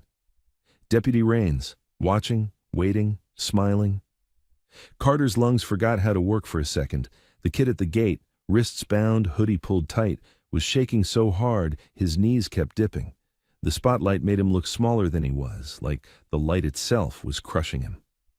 Councilman Mallory's voice rolled out again, smug and smooth. "Come on, you wanted to be a hero at school. Here's your chance. Walk in, take responsibility. No bikers, no lawyers." Eli's face was white-hot with rage. "He's going to hurt him." Mason didn't blink. "He wants Carter to step into that light." Carter's hands were shaking on his knees. His mind raced through the script they were trying to write. Carter rushes in, someone falls, someone screams, and suddenly the headline is Carter Knox attacks again, this time off campus with a hostage, with biker involvement. A perfect ending for the town. The kid at the gate lifted his head and tried to speak. No sound came out. Tape covered his mouth. Carter's throat tightened.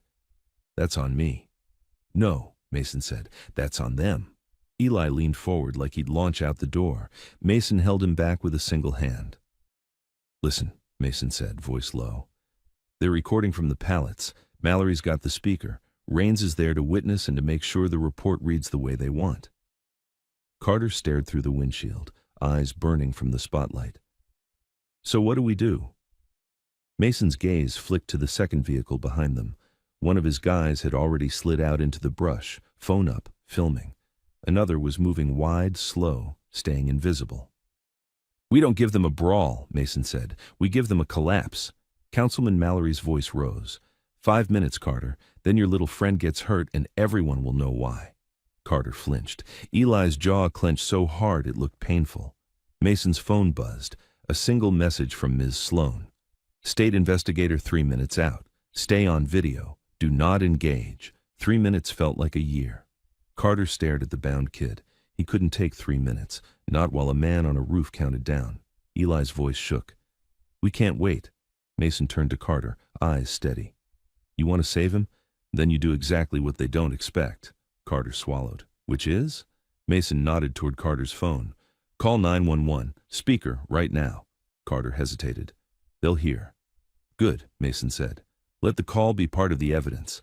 Councilman Mallory's voice boomed again. Step into the light, son. Carter's fingers fumbled the screen. He hit call. It rang once, twice. 911, what's your emergency? Carter's voice came out rough. I'm at Old River Yard, back gate. There's a minor bound at the gate under a spotlight. I believe this is an attempted coercion and assault. There are multiple adults present, including county officials. Mason leaned in, calm and precise. Tell them a deputy is on scene and appears involved. Request state response and backup. We are maintaining distance. The dispatcher's tone sharpened.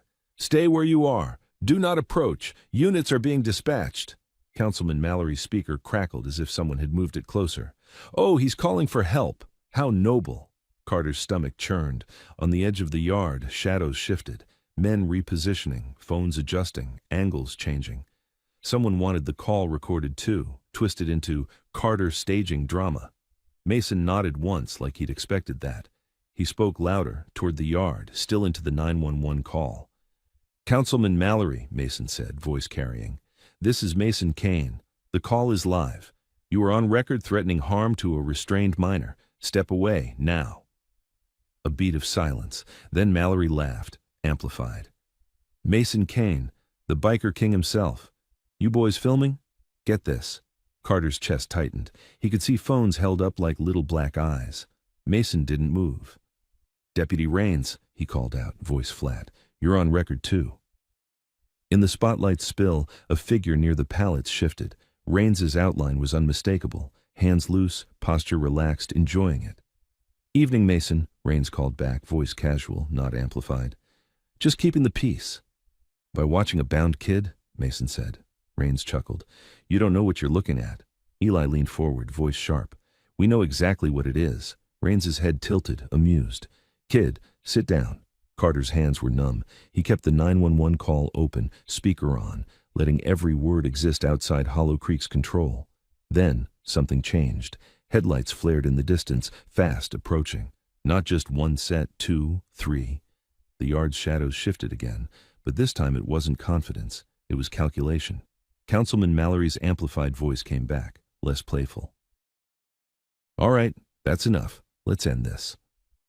A man moved from behind the pallets toward the bound kid, quick, purposeful, like he was about to drag him away before cops arrived. Carter's body surged forward instinctively. Mason grabbed his shoulder hard. No, Carter's voice cracked. He's going to take him. Mason's eyes stayed locked on the yard, and we have him on camera doing it. The man reached the kid, grabbed his hoodie. A siren hit the night, sharp, real, close. The man froze. The kid jerked, muffled screaming behind tape. Blue lights flashed through the fence gaps, turning rusted metal into a strobe. The state investigator's unmarked vehicle slid into view at the road entrance, followed by 2 marked units that must have been nearer than anyone expected. The dispatcher's voice on Carter's phone said, Units are arriving now. Do not approach. Councilman Mallory's voice tried to regain control. Officers, this is a misunderstanding. The investigator stepped out and shouted, Everyone freeze, hands visible. For the first time all day, Deputy Raines didn't look relaxed. He turned slightly, like he was deciding which direction offered the cleanest exit. Mason's second vehicle rolled forward just enough to block a narrow lane, not aggressive, just positioned. The rider in the brush kept filming, steady hands catching faces and movements. Raines's eyes flicked toward the back of the warehouse. He moved, not running, walking fast, confident, as if he had business elsewhere. The investigator saw it instantly. "Raines, stop!" Raines didn't stop. One of the marked units cut its lights and surged forward, tires crunching gravel. Officers poured out, shouting commands. In the chaos, Councilman Mallory raised his hands high. "I'm the councilman. I'm a witness." "Then witness this," the investigator snapped, "because you're being detained." Mallory's face went stiff. "Detained? For what?" "For staging coercion involving a minor," the investigator said. "An obstruction." Two officers moved toward Mallory. His confident smile collapsed into disbelief. At the gate, another officer cut the tape from the bound kid's mouth and sliced the ties. The kid stumbled forward, sobbing, and collapsed to his knees. Carter's chest loosened for the first time in minutes. He didn't realize he'd been holding his breath until it came out as a shaky exhale. Eli's voice was low. "He's alive," Carter nodded, eyes burning. "Yeah." Then a shout ripped through the yard. "He's running!" Raines broke into a sprint toward the warehouse's far side, trying to disappear into the dark where no school camera ever pointed. Mason's jaw tightened. He didn't chase with fists. He didn't need to. He lifted his phone, still recording, and said calmly, "There, that's your peacekeeper, running from the state." The investigator sprinted after Raines with two officers. Gravel sprayed, a fence clanged, a body hit chain link. Raines struggled for a second, then stopped, breath heaving, pinned. The yard went quiet in patches as people realized the story had flipped in front of their eyes. Not Carter in cuffs, a deputy being cuffed, Councilman Mallory standing stiff with his hands behind his back, face pale, being read his rights on the dirt he'd chosen for his little show. Miss DeSloan arrived moments later in her car, stepping out with her tablet and a look that said she'd been waiting her whole career for a town like this to overplay its hand. She went straight to Denise Knox's statement forms, already prepared, already numbered. Carter finally moved, slowly, carefully, toward the kid who'd been bound. An officer held a hand up.